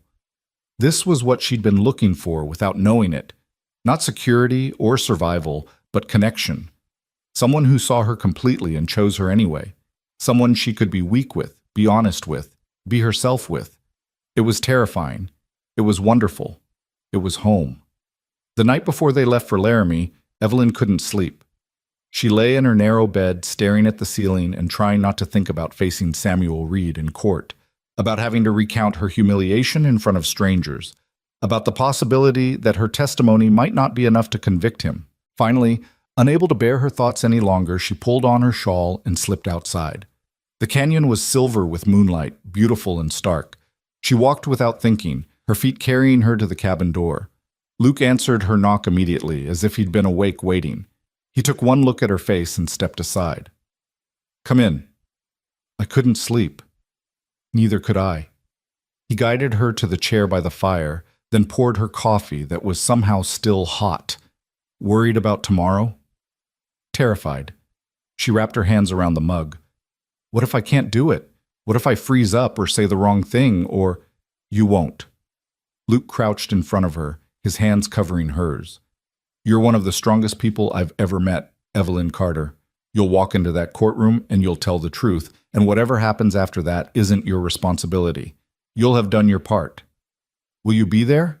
In the courtroom? Every minute, right behind you. And when it's over, we'll come back here and we'll keep building this life we've started, together. Together. The words settled over her like a benediction. I like the sound of that. So do I. He stood, pulling her up with him. Try to get some sleep. We've got a long ride ahead tomorrow. But instead of leaving, Evelyn found herself stepping closer, looking up into his face. Stay with me tonight? Just hold me? She saw him war with himself, saw desire and honor battle in his expression. Evelyn, if I stay, people will talk. Your reputation has already been shredded by gossip, and I don't care. I need you tonight, Luke. Not for anything improper, just to not be alone with my fear. He studied her for a long moment, then nodded slowly. All right, but we do this properly. You in your bed, me in a chair beside it, and the door stays open. It wasn't what she'd meant, but she didn't argue. They walked across to her room together, and Luke made good on his word, settling into the old wooden chair while she climbed under Anna's quilt. The arrangement was chaste, proper, utterly respectable. It was also exactly what she needed. Tell me a story, she whispered into the darkness. Something happy. Something that has nothing to do with con men, or trials, or fear. Luke was quiet for a moment, thinking. Then his voice came soft and low, weaving words into images. When I was 10, my brother and I snuck out one night to catch fireflies. We'd made jars with holes punched in the lids, and we were determined to catch enough to make a lantern. Spent hours running through the fields, our hands glowing every time we cupped a firefly, our mother calling for us to come home. His voice washed over her, steady and soothing, and Evelyn felt herself finally beginning to relax. She let the story carry her away from her worries, let herself imagine Luke as a boy running through summer fields, let herself believe in a future where she might hear dozens more stories just like this one. Somewhere in the middle of a tale about a fishing trip gone comically wrong, she drifted off. The last thing she remembered was the gentle rumble of Luke's voice and the profound sense of safety that came from knowing he would still be there when she woke. And he was. When dawnlight crept through her window, she opened her eyes to find him still in the chair, his head tilted back in sleep, his hands stretched out toward her bed, as if even unconscious he'd been trying to reach her. "Luke," she whispered, and his eyes opened immediately, alert despite the awkward position he'd spent the night in. "Morning. How are you feeling?" "Nervous, but ready." She sat up, pushing back the quilt. "Thank you for staying. Anytime you need me, I'm here. Remember that." They prepared for the journey in quiet efficiency, packing supplies and saddling horses. As the sun climbed higher, they mounted up and began the long ride to Laramie, leaving the canyon behind. Evelyn looked back once, fixing the image of the cabin in her mind. Whatever happened at the trial, whatever came next, this place was home now. And the man riding beside her, steady, patient, impossibly kind, he was home too. She would face Samuel Reed. She would tell her truth. And then she would come back here and keep building this new life, one day at a time, with a cowboy who'd ridden through the dawn and taught her what it meant to be chosen, to be valued, to be loved. The future was uncertain, terrifying, full of risk. But for the first time in her life, Evelyn found herself looking forward to it anyway. The ride to Laramie took 2 full days, and they spent the first night camped under stars so brilliant they seemed close enough to touch. Luke built a fire while Evelyn unpacked their supplies, and they ate a simple meal of beans and hardtack in companionable silence. The vastness of the prairie stretched around them in every direction, making Evelyn feel simultaneously insignificant and strangely free. "You're quiet," Luke observed as they sat by the fire afterward. "Having second thoughts?" "About testifying? No. About everything else? Constantly." She pulled her blanket tighter around her shoulders against the chill. "I keep waiting for something to go wrong, for this to turn out to be another mistake, another misjudgment. That's fear talking, not wisdom. There's a difference." "How do you tell which is which?" Luke poked at the fire with a stick, sending sparks spiraling upward into the darkness. "Fear tells you everything will go wrong. Wisdom tells you things might go wrong and helps you prepare for it. Fear paralyzes. Wisdom empowers." He glanced at her. "Which one are you feeling right now?" Evelyn considered. "Both, I think. Fear that I'm wrong about you, about us, but also the wisdom that even if I am wrong, I'll survive it. I've survived worse." "You have, but for what it's worth, you're not wrong about me. I'm exactly who I appear to be. No hidden agendas, no secret schemes. Just a man who's been alone too long and found someone who makes him want to stop being alone." "That simple?" "That's simple." He set aside the stick. "I'm not complicated, Evelyn. What you see is what you get. I work hard, I keep my word, and I try to do right by people. Sometimes I fail, but I keep trying. That's all there is to me." She studied him in the firelight, this man who'd become so essential to her in such a short time. He was right. There was a fundamental straightforwardness to Luke Bennett that was both reassuring and slightly terrifying. No layers to peel back, no masks to remove. Just honest, solid, real. "I don't know how to be that simple," she admitted. "I've spent so much of my life hiding, protecting myself, pretending to be stronger or less vulnerable than I really am. I'm not sure I remember how to just be myself." "Then practice. Start small. Tell me one true thing about yourself that you've never told anyone else." Evelyn's first instinct was to deflect, to make a joke or change the subject, but she'd promised to try, to let him in, to be honest. "I'm afraid of thunderstorms because the night my mother died, there was a terrible storm. I was hiding under my bed, terrified, and I could hear her screaming in the next room. By the time the storm passed, she was gone, and I've been afraid ever since, not of the thunder itself, but of what it represents. That terrible things can happen while you're cowering in the dark, unable to help, unable to change anything." Luke was quiet for a long moment. Then he reached across the space between them and took her hand. "Thank you for telling me, and I'm sorry you had to go through that alone." "I've gone through most things alone. It's what I know." "Not anymore. Not if you don't want to." He squeezed her hand gently. "I can't promise to fix everything or make all your fears disappear, but I can promise you won't have to face them alone anymore." Evelyn felt tears prick her eyes, but these were different from the tears she'd shed before. These were tears of relief, of being seen and accepted, of finding an unexpected harbor in a storm-tossed life. How did you get to be so good at this? At what? At saying exactly what I need to hear. At knowing how to reach me when I'm trying to keep everyone at a distance. Luke smiled, and the expression transformed his usually serious face. Maybe I'm not particularly good at it. Maybe you're just particularly worth the effort.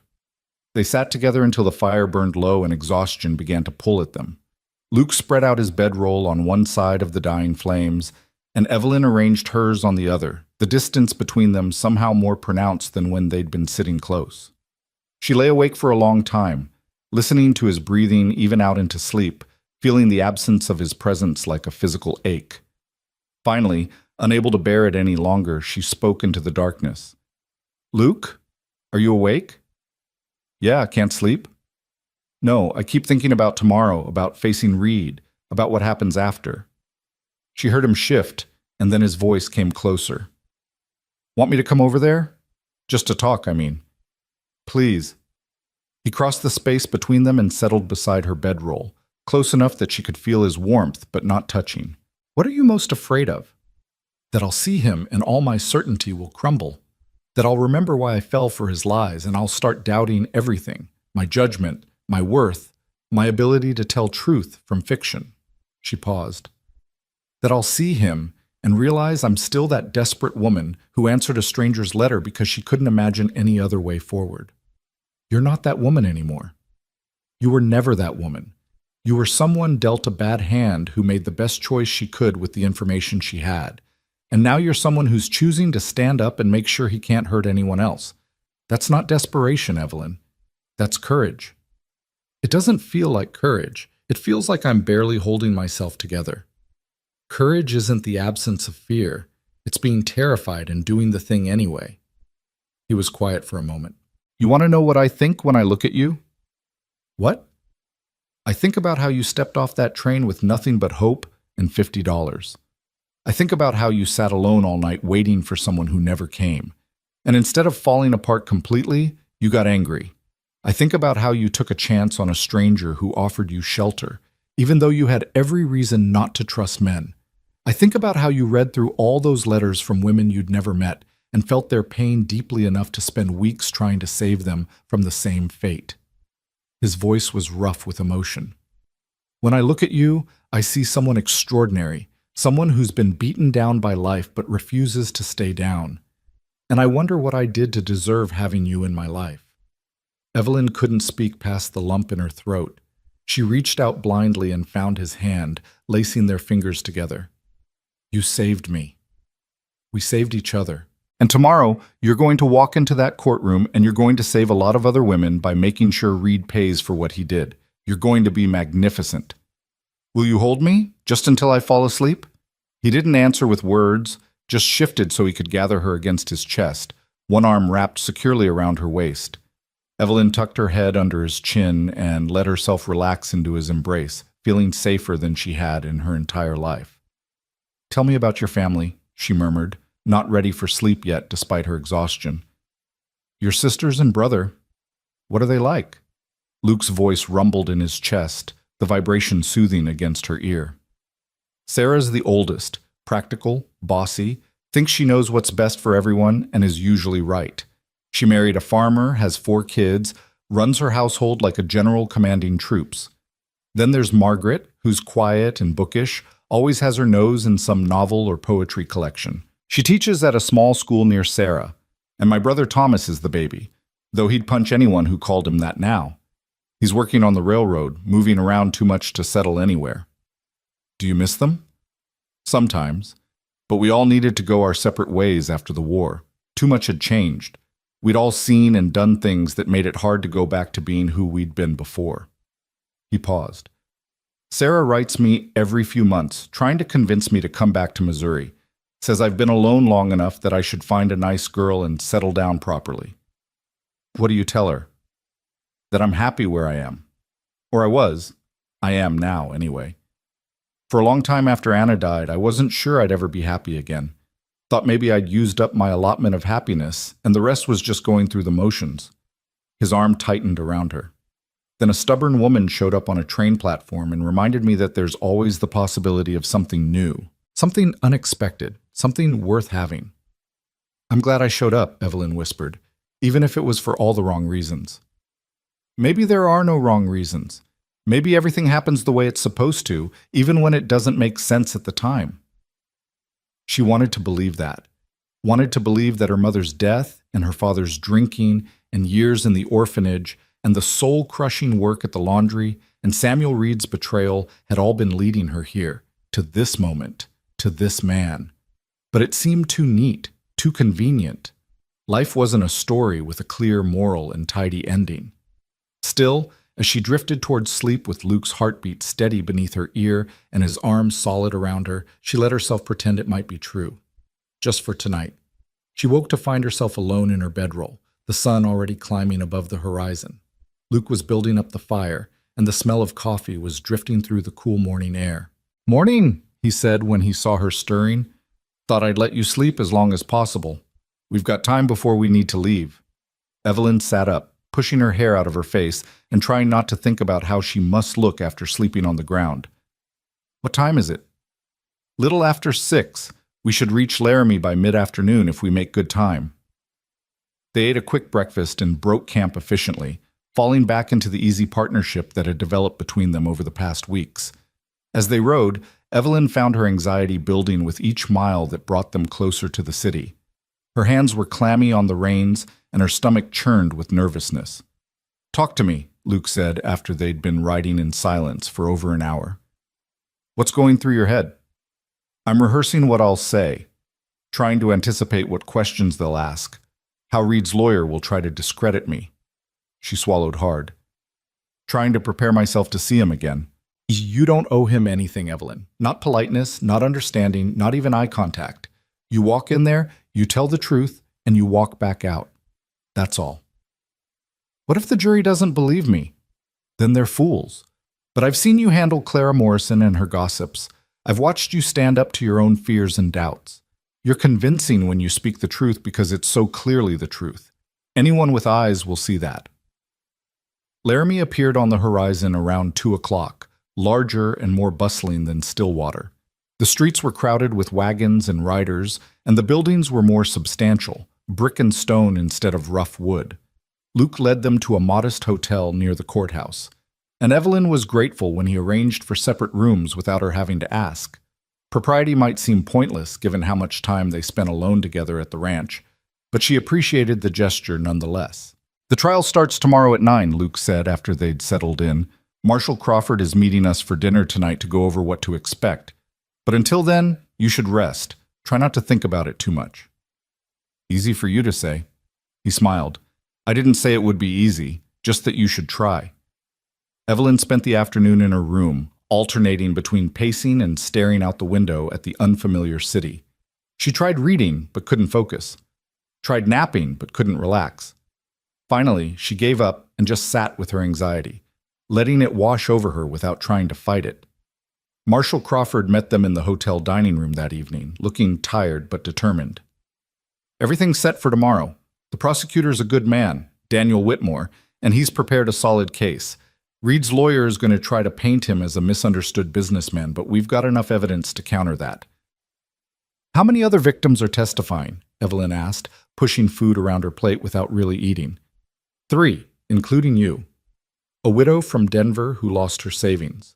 A young woman from Cheyenne who was saved by your warning telegram. She's testifying about the letter she received and how it matches the pattern. And you, representing the Stillwater case." Crawford paused. "Reed's lawyer already tried to get your testimony excluded, claiming it's prejudicial since no actual crime was committed against you, but the judge denied it.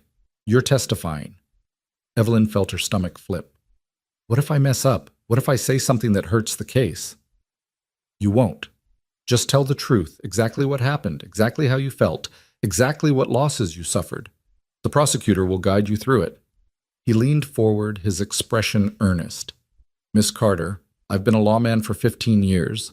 I've seen a lot of victims testify, and I can tell you, your honesty, Your willingness to be vulnerable about what happened, that's going to be powerful, more powerful than any polished performance could be. After dinner, Luke walked her back to her room. They stood in the hallway, neither quite ready to say goodnight. "I meant what I said last night," Luke said finally. "You're going to be magnificent tomorrow.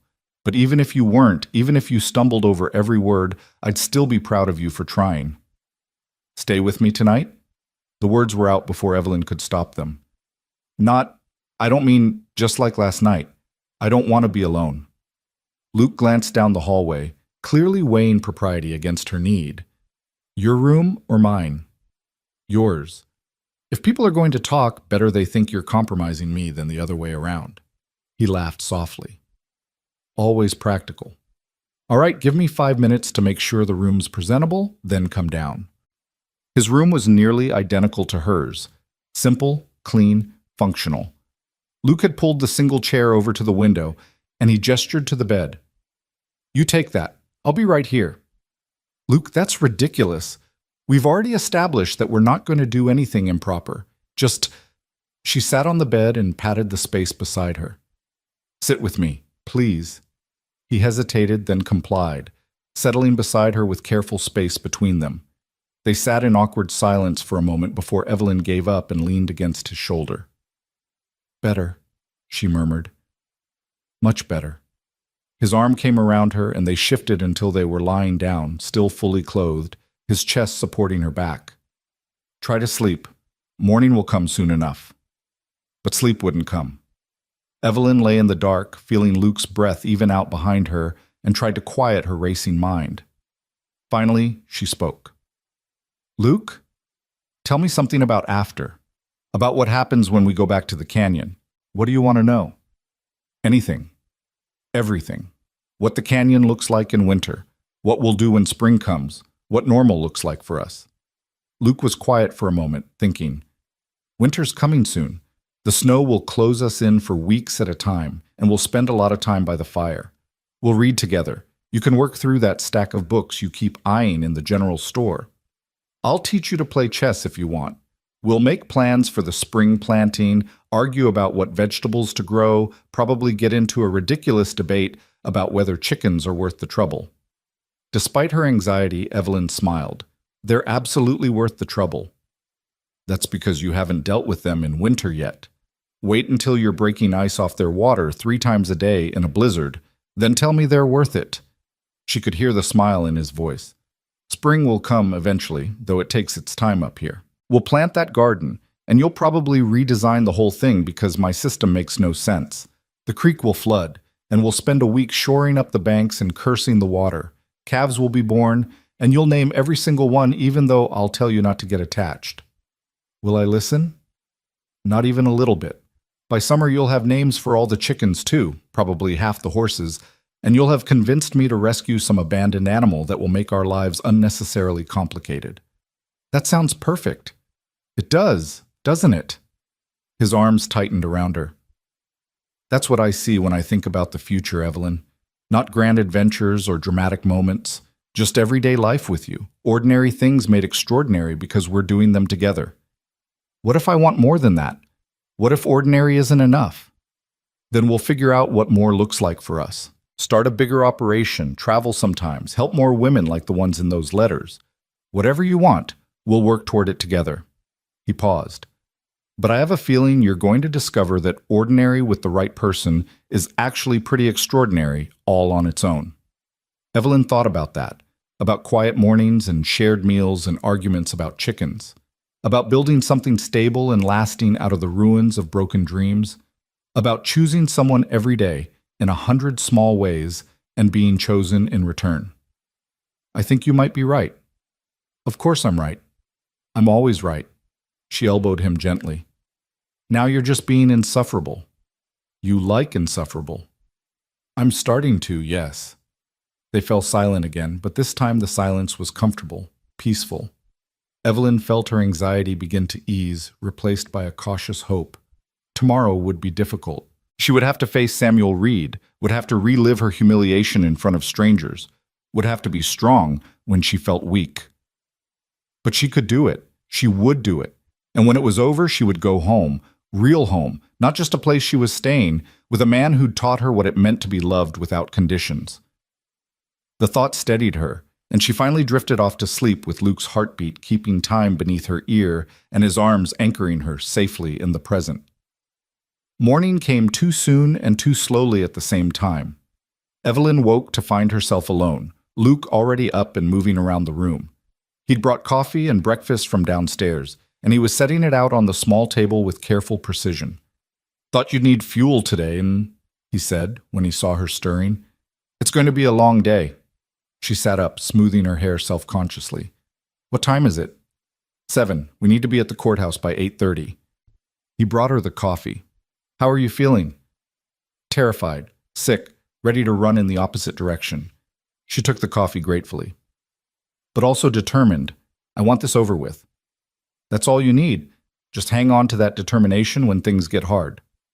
They dressed in their respective rooms, and Evelyn took extra care with her appearance.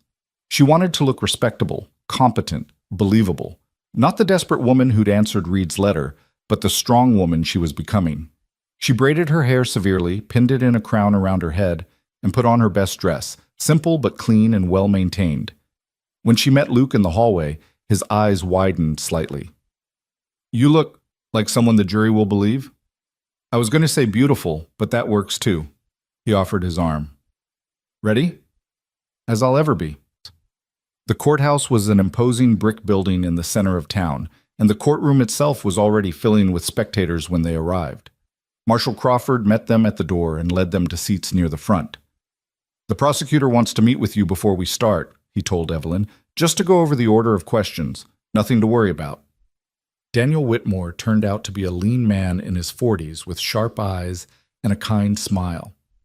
He shook Evelyn's hand firmly and led her to a small side room where they could speak privately. "Miss Carter, I want you to know that I've read your statement and the letters Reed wrote to you. What he did to you and the others was reprehensible, and I intend to make sure he pays for it." He sat across from her, his expression earnest.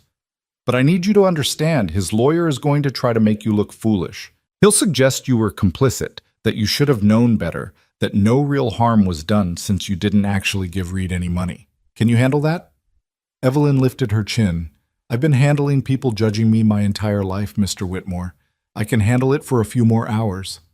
"Good. Then let's go over what I'll be asking you." They spent 20 minutes reviewing her testimony, and then it was time. Luke was waiting outside, and he took her hand as they walked back into the courtroom.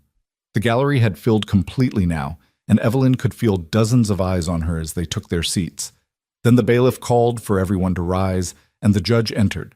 And finally, horribly, Samuel Reed was led in. Evelyn's breath caught. He looked smaller than she remembered, less impressive. Just a man in his 30s with ordinary features and expensive clothes. Nothing remarkable or special about him. How had she ever believed his lies?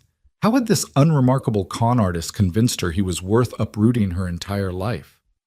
But then he turned and his eyes met hers, and she saw it. The cold calculation, the predatory assessment, the complete lack of remorse. He looked at her the way someone might look at a horse they were considering buying, evaluating her worth, her usefulness, her potential vulnerability. And she knew with sudden clarity that she hadn't been foolish to believe him. She'd been human.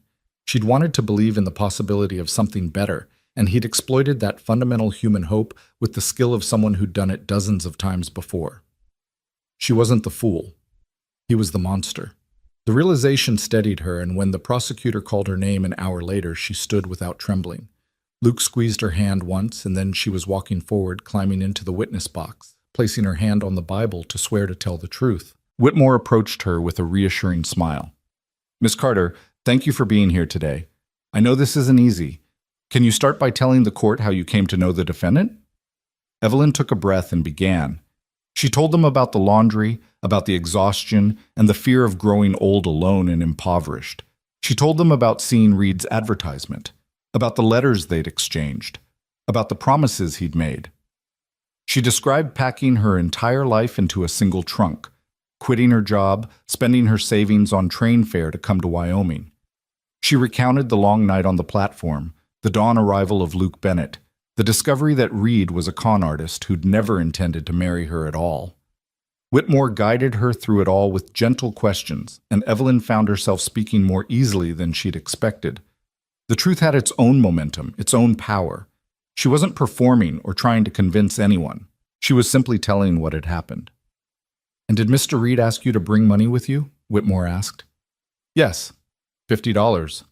He said it was for wedding expenses and initial supplies." "Did you bring it?" "I did. I had it sewn into the lining of my trunk."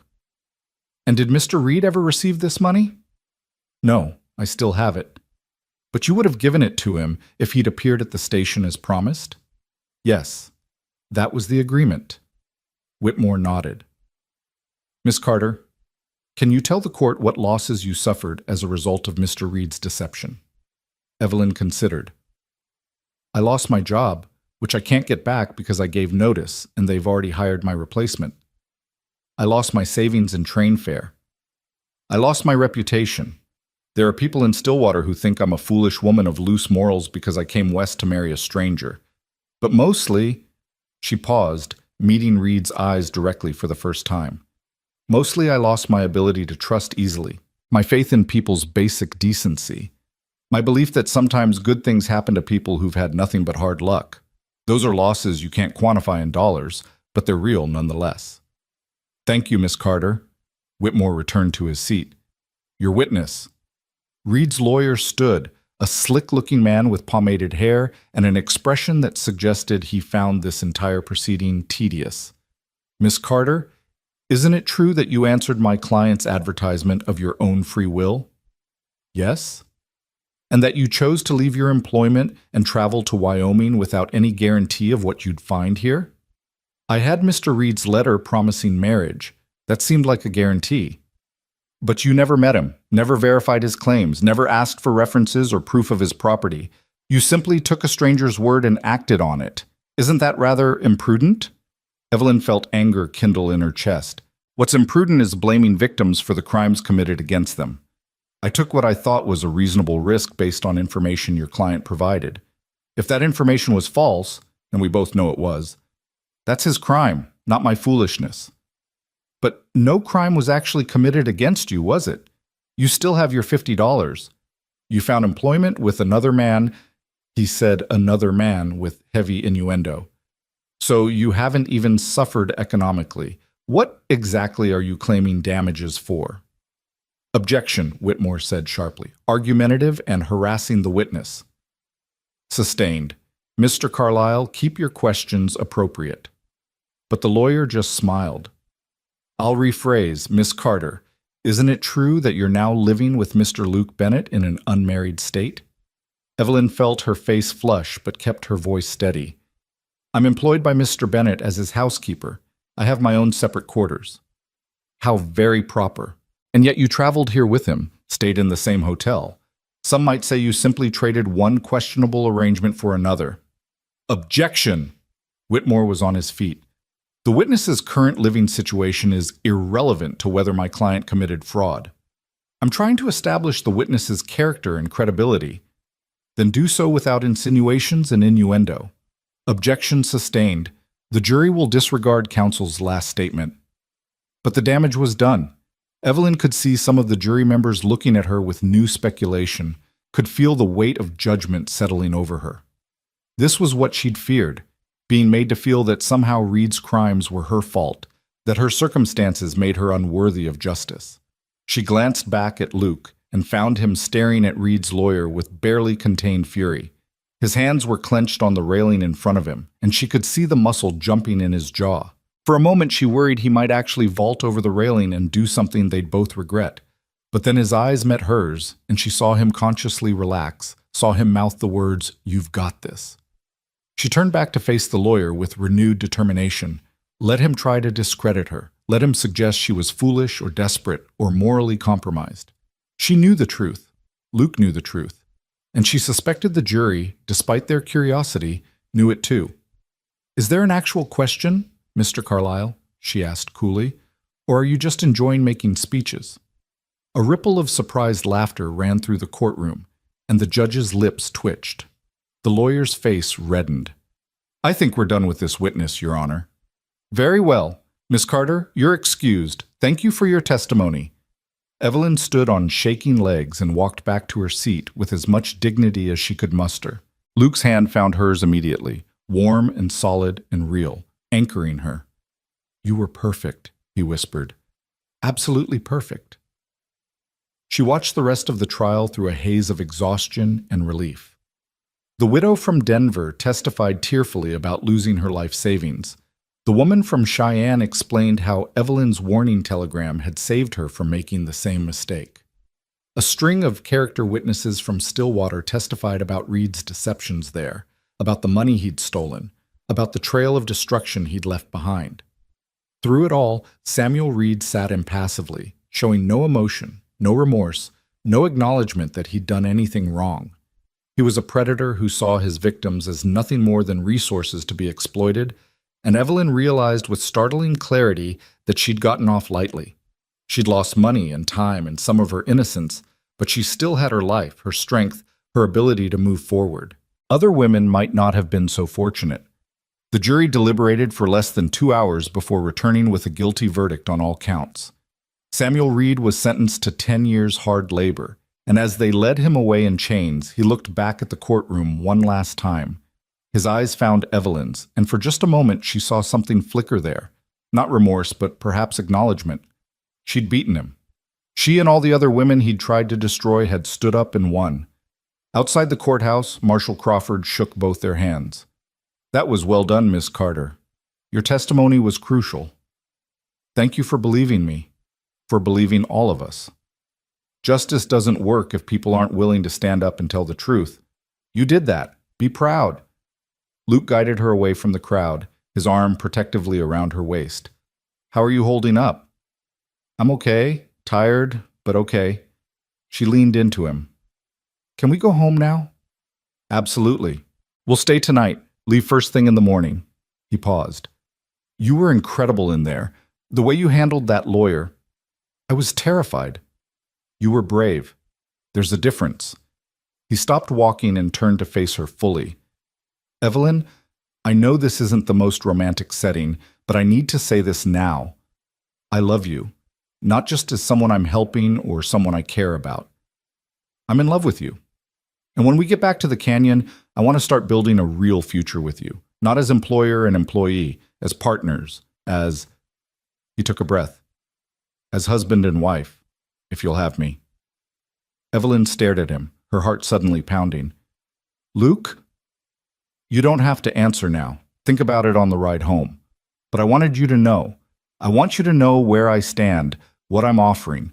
It's not much, just a small ranch and a man who'll probably never be rich or important. But it's real, and it's yours if you want it. She should tell him she needed time, should be practical, cautious, protect herself from potential hurt. But standing there in the afternoon sun with this man who'd ridden through the dawn and changed everything, she found she didn't want to be cautious anymore. Yes, she said simply. Luke blinked. Yes? Yes, I'll marry you. Yes, I'll build a future with you. Yes to all of it. She smiled at his shocked expression. Did you think I'd say no? I thought you'd need time to think about it. I've been thinking about it for weeks now. I just wasn't ready to admit it. But I'm done being afraid, Luke. I'm done protecting myself from happiness because I'm worried it might not last. I want this. I want you. I want us. And then he was kissing her right there on the street in front of the courthouse, and half of Laramie, and Evelyn was kissing him back without caring who saw or what they thought. This was real. This was right. This was the future she'd been too afraid to hope for finally becoming present reality. When they finally broke apart, both slightly breathless, Luke rested his forehead against hers. We're doing this. We're really doing this. We really are. When? As soon as possible. I don't want to wait. She paused. Is that too forward? Should we have a proper courtship? Do things the traditional way? The traditional way would have been me courting you for a year, asking your father's permission, having a big church wedding with half the territory in attendance. But nothing about us has been traditional, and I don't see why we should start now. He grinned. How about we stop by the church on our way out of town tomorrow? See if the minister's available for a quick ceremony." "That sounds perfect." They spent the evening planning in Luke's hotel room, discussing practical details with the giddy excitement of people who'd been given an unexpected gift. There would need to be a legal marriage certificate, witnesses, perhaps some basic celebration back in Stillwater so people knew their arrangement was now entirely proper. But the details didn't matter nearly as much as the fundamental shift that had occurred. They were building something together now, not cautiously, not holding back pieces of themselves for protection, but fully and completely. "I wish Anna could have met you," Luke said as they lay together in the dark, properly on top of the blankets with their clothes on, maintaining at least some semblance of propriety. "She'd have liked you, would have appreciated how you don't take any nonsense from anyone." "Do you think she'd approve?" "Of us?" Luke was quiet for a moment. "I think she'd be happy I found someone who makes me want to live fully again, instead of just surviving, and I think she'd tell me I'm a fool if I let you get away." "Then I suppose it's a good thing I'm not going anywhere."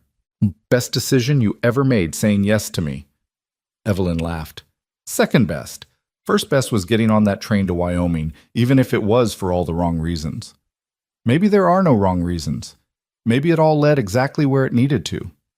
She thought about that, about all the pain and struggle and fear that had brought her to this moment, about how she wouldn't change any of it, because changing it would mean never meeting Luke, never finding this unexpected happiness. "Maybe you're right." They talked long into the night, about everything and nothing, making plans and dreaming dreams and slowly learning how to be partners instead of two separate people orbiting around each other. And when Evelyn finally fell asleep in Luke's arms, she dreamed not of trains and abandonment, but of dawn breaking over a canyon that felt like home. Morning arrived with golden light streaming through the hotel window, and Evelyn woke to find Luke already awake, watching her with an expression so tender it made her heart ache. "Have you been staring at me all night like some kind of strange sentinel?" she asked, her voice still rough with sleep. "Only for the last hour or so. Wanted to make sure you were real, that I didn't dream the part where you agreed to marry me. I'm real. This is real." She reached up to touch his face, feeling the rough stubble under her palm. "And yes, I'm still saying yes in the cold light of morning." "Good, because I already spoke to the hotel clerk about where to find a minister, and he gave me directions to Reverend Patterson's church. Said the man's usually available for marriages on short notice if we can provide witnesses." Evelyn sat up, suddenly nervous.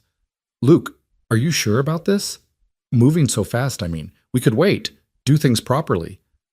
"I'm 32 years old, Evelyn. I've already had one engagement that followed all the proper rules and timelines. I know what I want, and I know I want it with you. But if you need more time—" "No!" She cut him off firmly. "No, I don't need more time. I just wanted to make sure you didn't feel rushed." "The only thing I feel is grateful." He kissed her forehead. "Now get dressed. We've got a wedding to arrange." The church was a modest white structure on the edge of town, with a small cemetery beside it and flowers planted along the walkway. Reverend Patterson turned out to be an elderly man with kind eyes and a warm smile who didn't seem at all surprised when Luke explained their situation. "Happens more often than you'd think out here," he said, gesturing for them to sit in the front pew.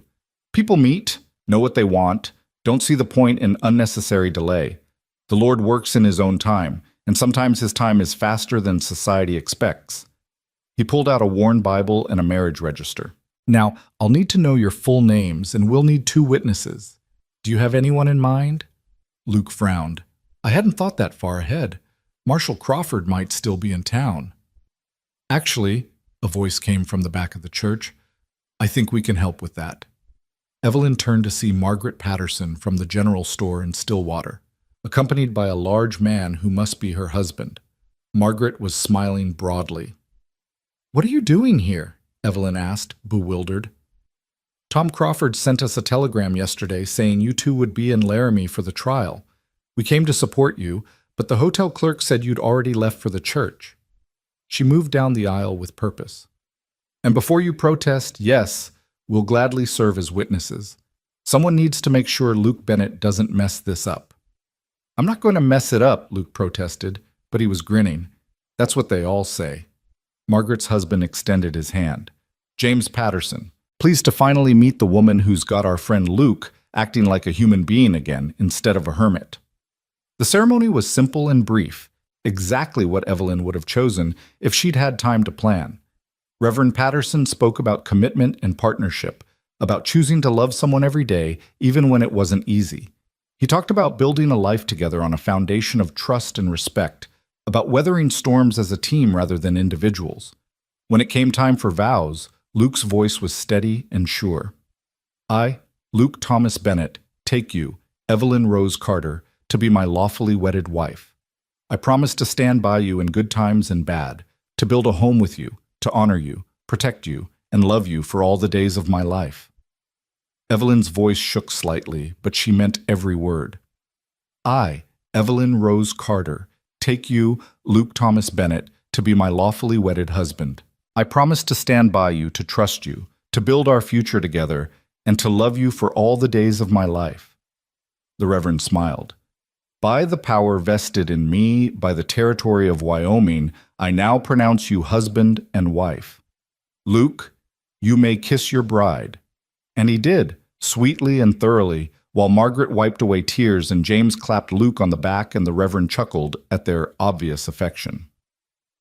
When they finally broke apart, Evelyn was officially Mrs. Luke Bennett, and the reality of it hit her with stunning force.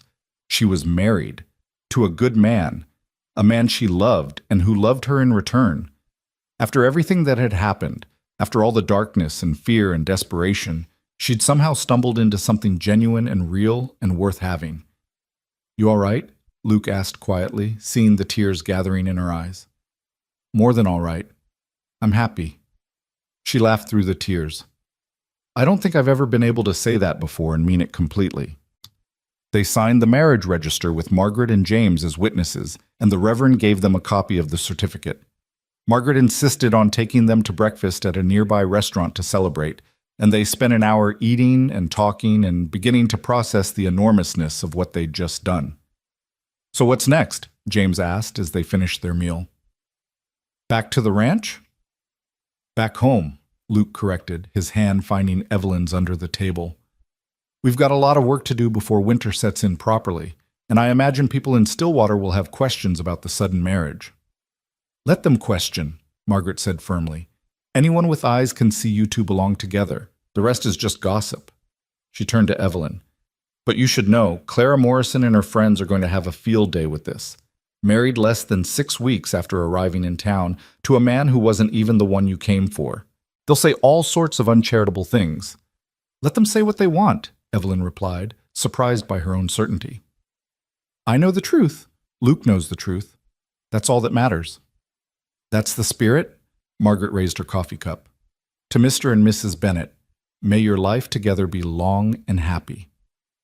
They left Laramie mid-morning with well wishes from Margaret and James ringing in their ears. The ride back felt different somehow, lighter, more hopeful. Evelyn rode behind Luke as before, but now her arms around his waist felt less like necessity and more like privilege.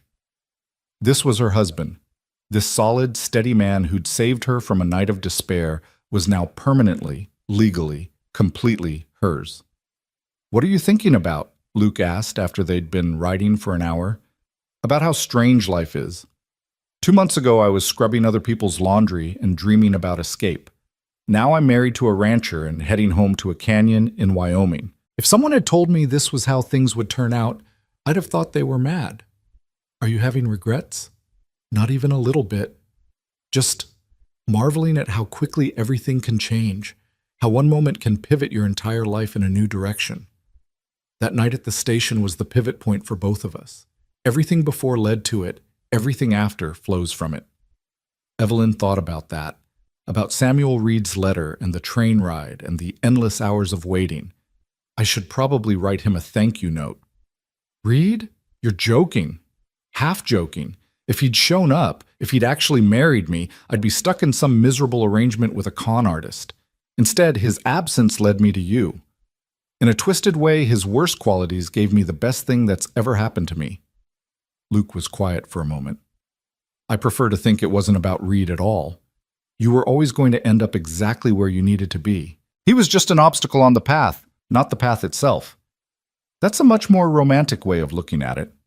I'm a romantic at heart. Haven't you figured that out yet? They stopped for lunch beside a small creek, letting the horse rest and drink. Luke spread out a blanket and they ate the food Margaret had insisted on packing for them. Bread and cheese and apples, simple but satisfying. The autumn sun was warm despite the underlying chill in the air, and Evelyn found herself completely content in a way she'd never experienced before. "Tell me about your first winter at the ranch," she said, lying back on the blanket and watching clouds drift across the impossibly blue sky. "What should I expect?" Luke stretched out beside her, propped on one elbow. "It's isolating, beautiful but harsh. The snow comes heavy and stays for months. We'll be snowed in for weeks at a time, just us and the animals. Some people go crazy from the isolation, but I always found it peaceful. A chance to slow down, to focus on simple things." "It sounds lonely." "It was, but it won't be anymore." He traced a finger along her jaw. "Now I'll have someone to talk to besides the horses. Someone to read with and plan with and argue with when cabin fever sets in."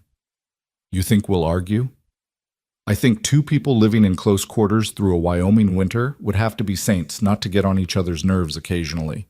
But that's normal. That's real. We'll argue and make up and figure out how to navigate each other's rough edges." Evelyn turned her head to look at him.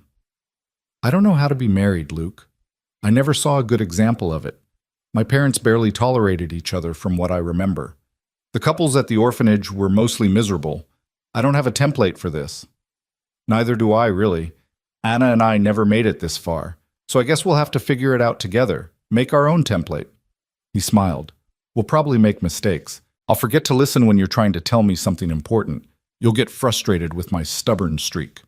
But as long as we keep choosing each other, keep working through the problems instead of running from them, we'll be all right."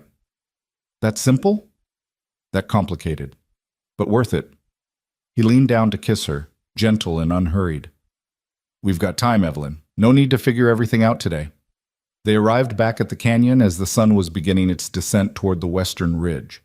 The cabin looked exactly as they'd left it, but somehow different too. More substantial, more permanent. This was home now, truly home, and Evelyn felt a surge of possessive affection for the rough log structure and the little root cellar room and the chickens scratching in the yard. Luke helped her down from the horse, but instead of releasing her immediately, he swept her up into his arms. "What are you doing?" she asked, laughing. "Carrying you over the threshold. It's tradition. We don't have a threshold, we have a doorway and a step." "Then I'll carry you over those?" He did exactly that, maneuvering through the door with surprising grace given his burden. Once inside, he set her down gently. "Welcome home, Mrs. Bennet." The name still felt foreign, but Evelyn liked the sound of it. Mrs. Bennet, wife, partner, words that carried weight and meaning and the promise of permanence. "It feels different now. The cabin, I mean, like it's really ours instead of just yours with me visiting." "That's because it is ours. Everything I have is yours now too. For better or worse, we're in this together." They spent the evening settling back in, and Evelyn found herself noticing small things she'd overlooked before. The way Luke had carved their initials into one of the porch posts at some point during her absence. The addition of hooks by the door clearly meant for her coat and shawl. A new bookshelf he must have built specifically for her growing collection of books. "When did you do all this?" she asked, running her hand over the smooth wood of the shelf. "While you were testifying. Needed something to do with my hands, and I couldn't stand just sitting in that courtroom listening to them dissect your life." He looked almost embarrassed. "Figured whether you said yes or no to marrying me, you'd still need a place for your books. You built me furniture while I was facing down Samuel Reed in court. I built you furniture because I love you, and I wanted you to have nice things." He crossed to her, pulling her into his arms. "And because making something with my hands is how I process difficult emotions. I was terrified you'd fall apart on that stand, or that the jury wouldn't believe you, or that somehow Reed would weasel out of justice. Building things kept me from going crazy with worry." Evelyn pressed her face against his chest, breathing in the scent of him, leather and horses and pine. "I love you too. I don't think I've said that out loud yet, but I do. I love you, Luke Bennet. I know. You married me. That's a pretty clear indication. Still, you should hear it. I love you. I choose you. Every day for as long as we have, I'm choosing you." He tilted her face up and kissed her with an intensity that made her knees weak. This wasn't the gentle, tentative kisses they'd shared before. This was the kiss of a husband claiming his wife, of two people finally free to express everything they'd been holding back. When they finally broke apart, both breathing hard, Luke rested his forehead against hers. "We should probably talk about sleeping arrangements." "Should we?" Evelyn's heart was racing. "You're my wife now. You don't need to sleep in the root cellar anymore. But I don't want to assume, don't want to push. I want to be with you." The words came out firm, certain. "No more separate rooms, no more careful distance. We're married. I want to be your wife in every sense of the word." Something heated and possessive flashed in Luke's eyes. "Are you sure? We can wait if you need time." "I'm sure. I've never been more sure of anything." He kissed her again, deeper this time, and Evelyn felt herself responding with an enthusiasm that would have shocked her younger self. This was right. This was real. This was everything she'd been too afraid to want finally becoming hers. Luke pulled back slightly, his breathing uneven. "Then let's do this properly. Let me carry you to bed like a proper husband on his wedding night." "It's not even dark yet." "I don't care." He swept her up again, carrying her toward the bed in the corner, the bed that had been his alone but would now be theirs. "We're newlyweds. We're allowed to be scandalous." Evelyn laughed against his neck. "I don't think anyone's watching to be scandalized. The chickens might be judgmental. The chickens can mind their own business." He set her down on the bed gently, and for a moment they just looked at each other, the weight of what they were about to do settling over them.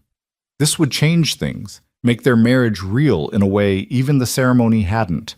There would be no going back after this, no easy dissolution if things went wrong. But Evelyn didn't want easy. She wanted real. She wanted Luke, and the vulnerability in his eyes told her he felt exactly the same way. "I've never done this before," she admitted quietly. "I don't know what I'm doing." "Neither have I. Not really. Anna and we were waiting until after the wedding, and then she died before—" He stopped, swallowing hard. "Point is, we'll figure it out together. And if it's awkward or strange at first, that's all right. We have our whole lives to get it right." "Our whole lives?" Evelyn reached up to cup his face. "I like the sound of that." What followed was tender and awkward and utterly perfect in its imperfection. They fumbled with unfamiliar buttons and laughed at their own clumsiness and discovered each other with the wonder of people experiencing something profound for the first time. Luke was gentle and patient, and Evelyn found herself trusting him completely, letting go of fear and self-consciousness in favor of simple connection. Afterward, they lay tangled together in the bed that was now theirs, the last light of day fading into dusk beyond the windows. Evelyn felt different somehow, not fundamentally changed, but more herself than she'd ever been, as if some final piece had clicked into place. "Are you all right?" Luke asked, his fingers tracing lazy patterns on her shoulder. "I'm wonderful. Why wouldn't I be?" "Some women find the first time difficult or painful or disappointing. I just wanted to make sure." "It was perfect." She turned to face him. "You were perfect. We were perfect together." He smiled, boyish and pleased. "I'm glad. I was terrified I'd mess it up somehow." "You didn't mess anything up. You made me feel safe and loved and chosen. That's all I needed." She paused. "Do you think Anna would mind? About us? About this?" Luke considered the question seriously. "I think Anna would be happy I found someone to love again. She wasn't the jealous type. She believed love was infinite, that caring for someone new didn't diminish what you'd felt for someone else. It just expanded your capacity to love." He tucked a strand of hair behind Evelyn's ear. "But this isn't about Anna anymore. This is about us, about building our own life together.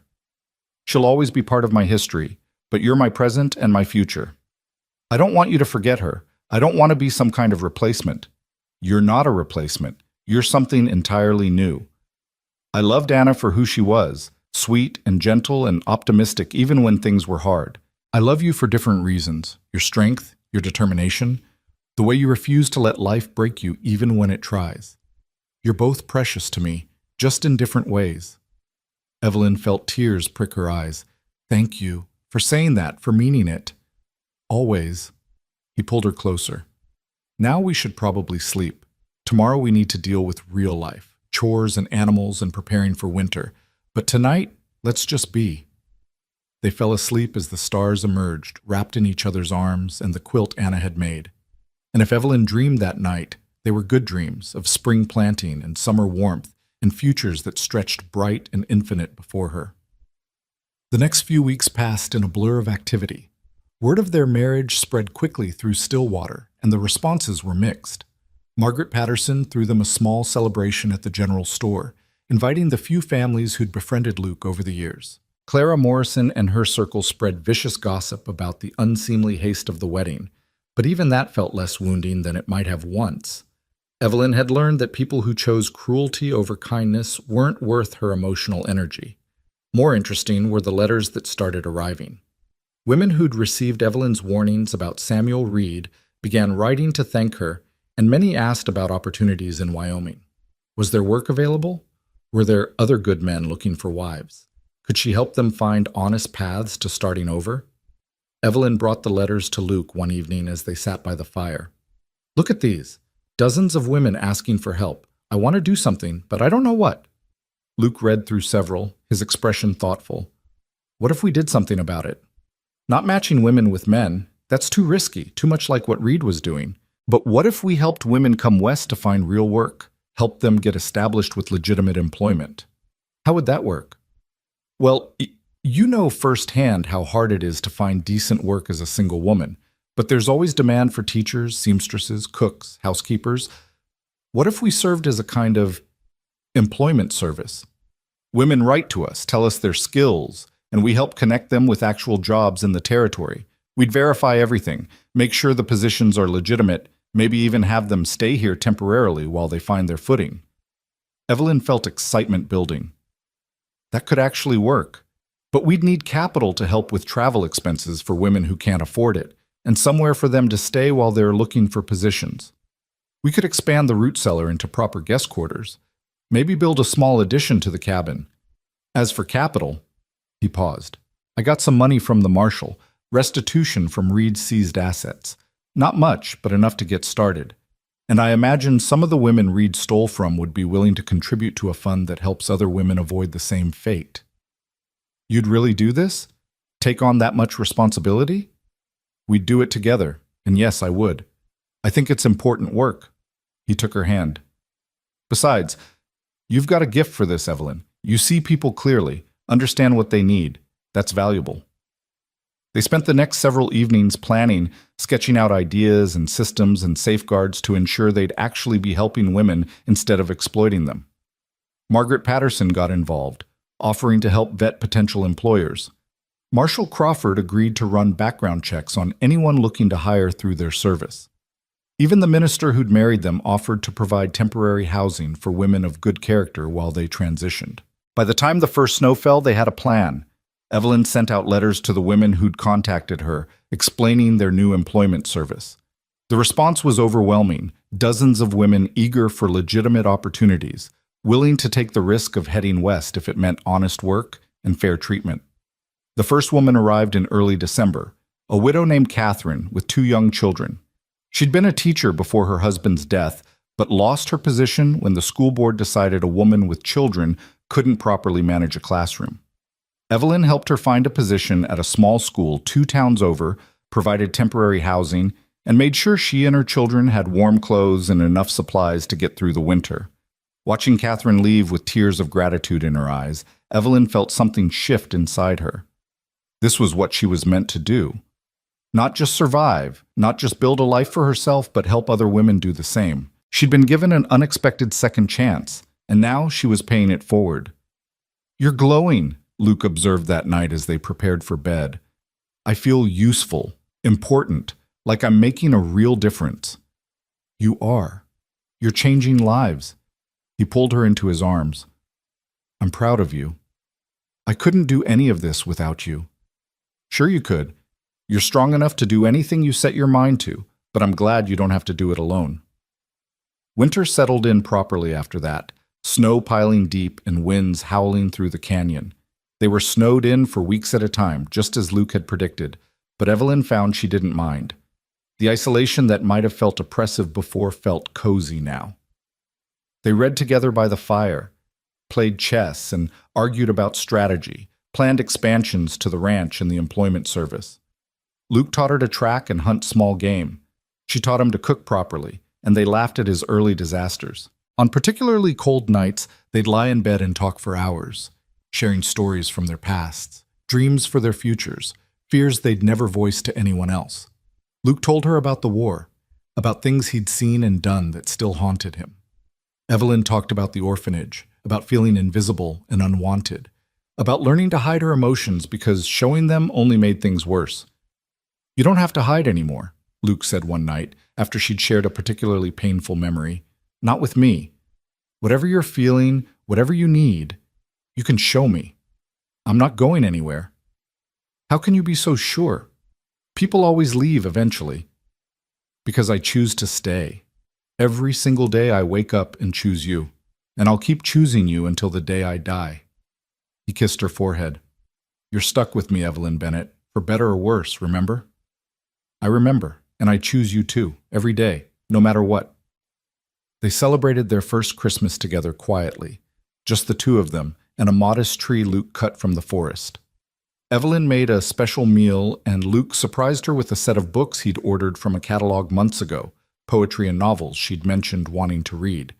She gave him a new shirt she'd sewn in secret, working on it late at night while he slept, and the look of surprised pleasure on his face made all the stolen sleep worthwhile. "I'm not used to receiving gifts," he admitted, running his hands over the careful stitching. "This is beautiful, Evelyn. You deserve beautiful things. You deserve someone who takes care of you the way you take care of everyone else. I have that. I have you."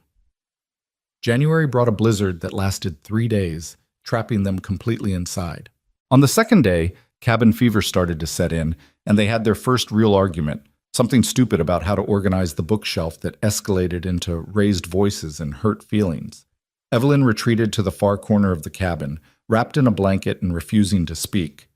Luke worked on repairs with more force than necessary, the bang of his hammer punctuating the awkward silence.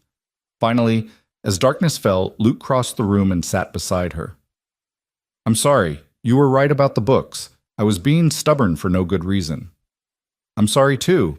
I shouldn't have implied you were deliberately trying to make things difficult. Cabin fever makes people crazy. We're going to argue sometimes. That's normal." "Is it? I don't know what normal looks like in a marriage. I think normal looks like this, fighting sometimes, making up, not letting the sun go down on anger, learning each other's triggers and trying to avoid them, but accepting that we'll push buttons anyway because we're human." He took her hand.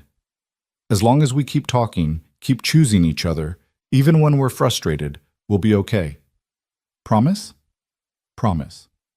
He pulled her into his arms. "I love you even when you're being stubborn about book organization. And I love you even when you're being deliberately obtuse about simple solutions." They made up properly that night, and Evelyn learned that reconciliation could be its own kind of intimacy. The vulnerability of admitting fault, the relief of being forgiven, the reconnection after distance. It was all part of the complicated dance of building a life together. By the time spring finally arrived, breaking winter's grip with muddy ground and dripping icicles, Evelyn felt fundamentally changed. She'd gone into winter as a new bride, uncertain and still learning how to be married. She emerged as a wife, a partner, someone who knew how to navigate conflict and compromise and commitment. The process hadn't been easy, but it had been worthwhile. More women had been writing, asking about their employment service, and Evelyn spent the early spring days organizing a system for processing applications and vetting opportunities. Luke started construction on an addition to the cabin, a small wing with 2 bedrooms that could house temporary guests. Margaret Patterson became a full partner in the venture, helping interview prospective employers and providing housing in town for women waiting for placements. By April, they'd successfully placed 8 women in legitimate positions across the territory. By May, that number had doubled. And by June, when the first anniversary of Evelyn's arrival in Wyoming approached, they were fielding inquiries from women as far away as New York and Georgia. "We're going to need more space," Luke said one evening, surveying the growing stack of letters, and maybe another person to help manage everything. I was thinking the same thing. What about hiring someone from the women we've already placed? Someone who understands the mission and has been through it herself. That's brilliant. Do you have anyone in mind? Catherine, the teacher we helped in December. She's established now, but she mentioned in her last letter that she'd like to give back somehow. She'd be perfect. They wrote to Catherine, who eagerly accepted. By July, she'd moved back to Stillwater and was working with them full-time, helping coordinate placements and mentoring new arrivals. The employment service, they'd started calling it New Horizons, was becoming something bigger than any of them had imagined. As the first anniversary of that night at the train station approached, Evelyn found herself reflecting on everything that had changed. A year ago, she'd been desperate, alone, holding a letter from a man who'd never existed. Now she was married, purposeful, helping dozens of women find legitimate paths to better lives. The contrast was almost dizzying. "What are you thinking about?" Luke asked, finding her on the porch one evening as the sun set over the canyon. "About how different everything is now. About how one terrible night led to all this good. Are you happy?" Deliriously, impossibly. Sometimes I'm afraid I'll wake up and find this was all a dream. Not a dream, just life finally treating you the way you deserve to be treated all along. He wrapped his arms around her from behind, resting his chin on her shoulder. "You know what tomorrow is?" June 14th, a year since I arrived in Stillwater. A year since the best thing that ever happened to me rode in on the train from Philadelphia. He turned her to face him. "I was thinking we should celebrate. Take the day off from work, go into town, maybe have dinner at the hotel." "That sounds lovely, but there's something else I want to do first." "What's that?" Evelyn took a deep breath. She'd been keeping a secret for the past few weeks, waiting for the right moment to share it. "I want to go back to the train station, stand on that platform where you found me, because I think I need to properly say goodbye to the woman I was that night, and thank her for being brave enough to wait for something better." Luke studied her face. "That's a beautiful idea. We'll do that first thing tomorrow morning." They arrived at the station just after dawn, the sun painting the sky in shades of pink and gold just as it had a year ago. The platform was empty except for them, and Evelyn stood in the exact spot where she'd waited through that endless night, remembering the fear and despair and crushing disappointment. "She was so scared," Evelyn said softly. "That woman who sat here alone. She thought her life was over, that she'd made a terrible mistake she could never undo. But she kept going anyway. Didn't give up even when she had every reason to. Because of you. Because a cowboy rode through the dawn and offered her something she'd never had before. Genuine kindness with no strings attached." Evelyn turned to Luke, taking both his hands. "I want to tell you something I've never said properly. Thank you. For stopping that morning, for offering help, for seeing me when I felt invisible, for everything that came after. You saved my life in more ways than one. You saved mine too. I was barely alive when you arrived, just going through motions. You reminded me what it meant to actually live." He pulled her close. "We saved each other, and we're going to keep saving each other every day for the rest of our lives." They stood together as the sun climbed higher, and Evelyn felt the last shadow of that terrible night finally lift. She'd come to this platform as Evelyn Carter, desperate and alone. She was leaving as Evelyn Bennett, loved and purposeful and home. As they walked back to their horse, Evelyn looked back once at the empty platform. "Goodbye," she whispered to the ghost of her former self. "Thank you for being brave enough to wait. Thank you for being open to possibility, even when everything seemed impossible. Look what you gave us." Luke helped her onto the horse, then swung up behind her. "Ready to go home?" "More than ready." They rode back through the canyon as morning light turned everything golden, and Evelyn thought about all the women they were helping, all the lives being changed, all the desperate situations being transformed into new beginnings. She thought about the letters that kept arriving, each one a story of struggle and hope, each one an opportunity to make a real difference. But mostly she thought about the man riding with her, this cowboy who'd appeared through the dawn and taught her what it meant to be chosen, to be valued, to be loved. Their story had started with abandonment and betrayal, but it had bloomed into something beautiful and lasting and real.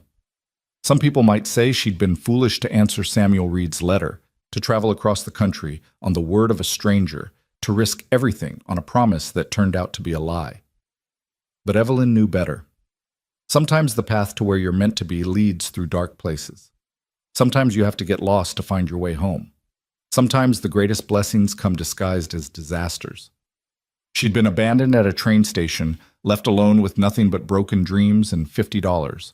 But she'd also been found there by a man who saw her worth when she couldn't see it herself. And that made all the difference. As they approached the cabin, their home, Evelyn smiled. The abandoned mail-order bride had waited all night at a lonely platform. And when dawn finally came, so did a cowboy who changed everything. Not by offering her the life she'd thought she wanted, but by helping her build something even better. A life of purpose, a life of partnership, a life of love earned and given freely with no lies or schemes or false promises. Just two people choosing each other every day, through every season, for all the years to come. And that, Evelyn thought as Luke helped her down and pulled her into his arms for a kiss that still made her heart race after a year of marriage. That was the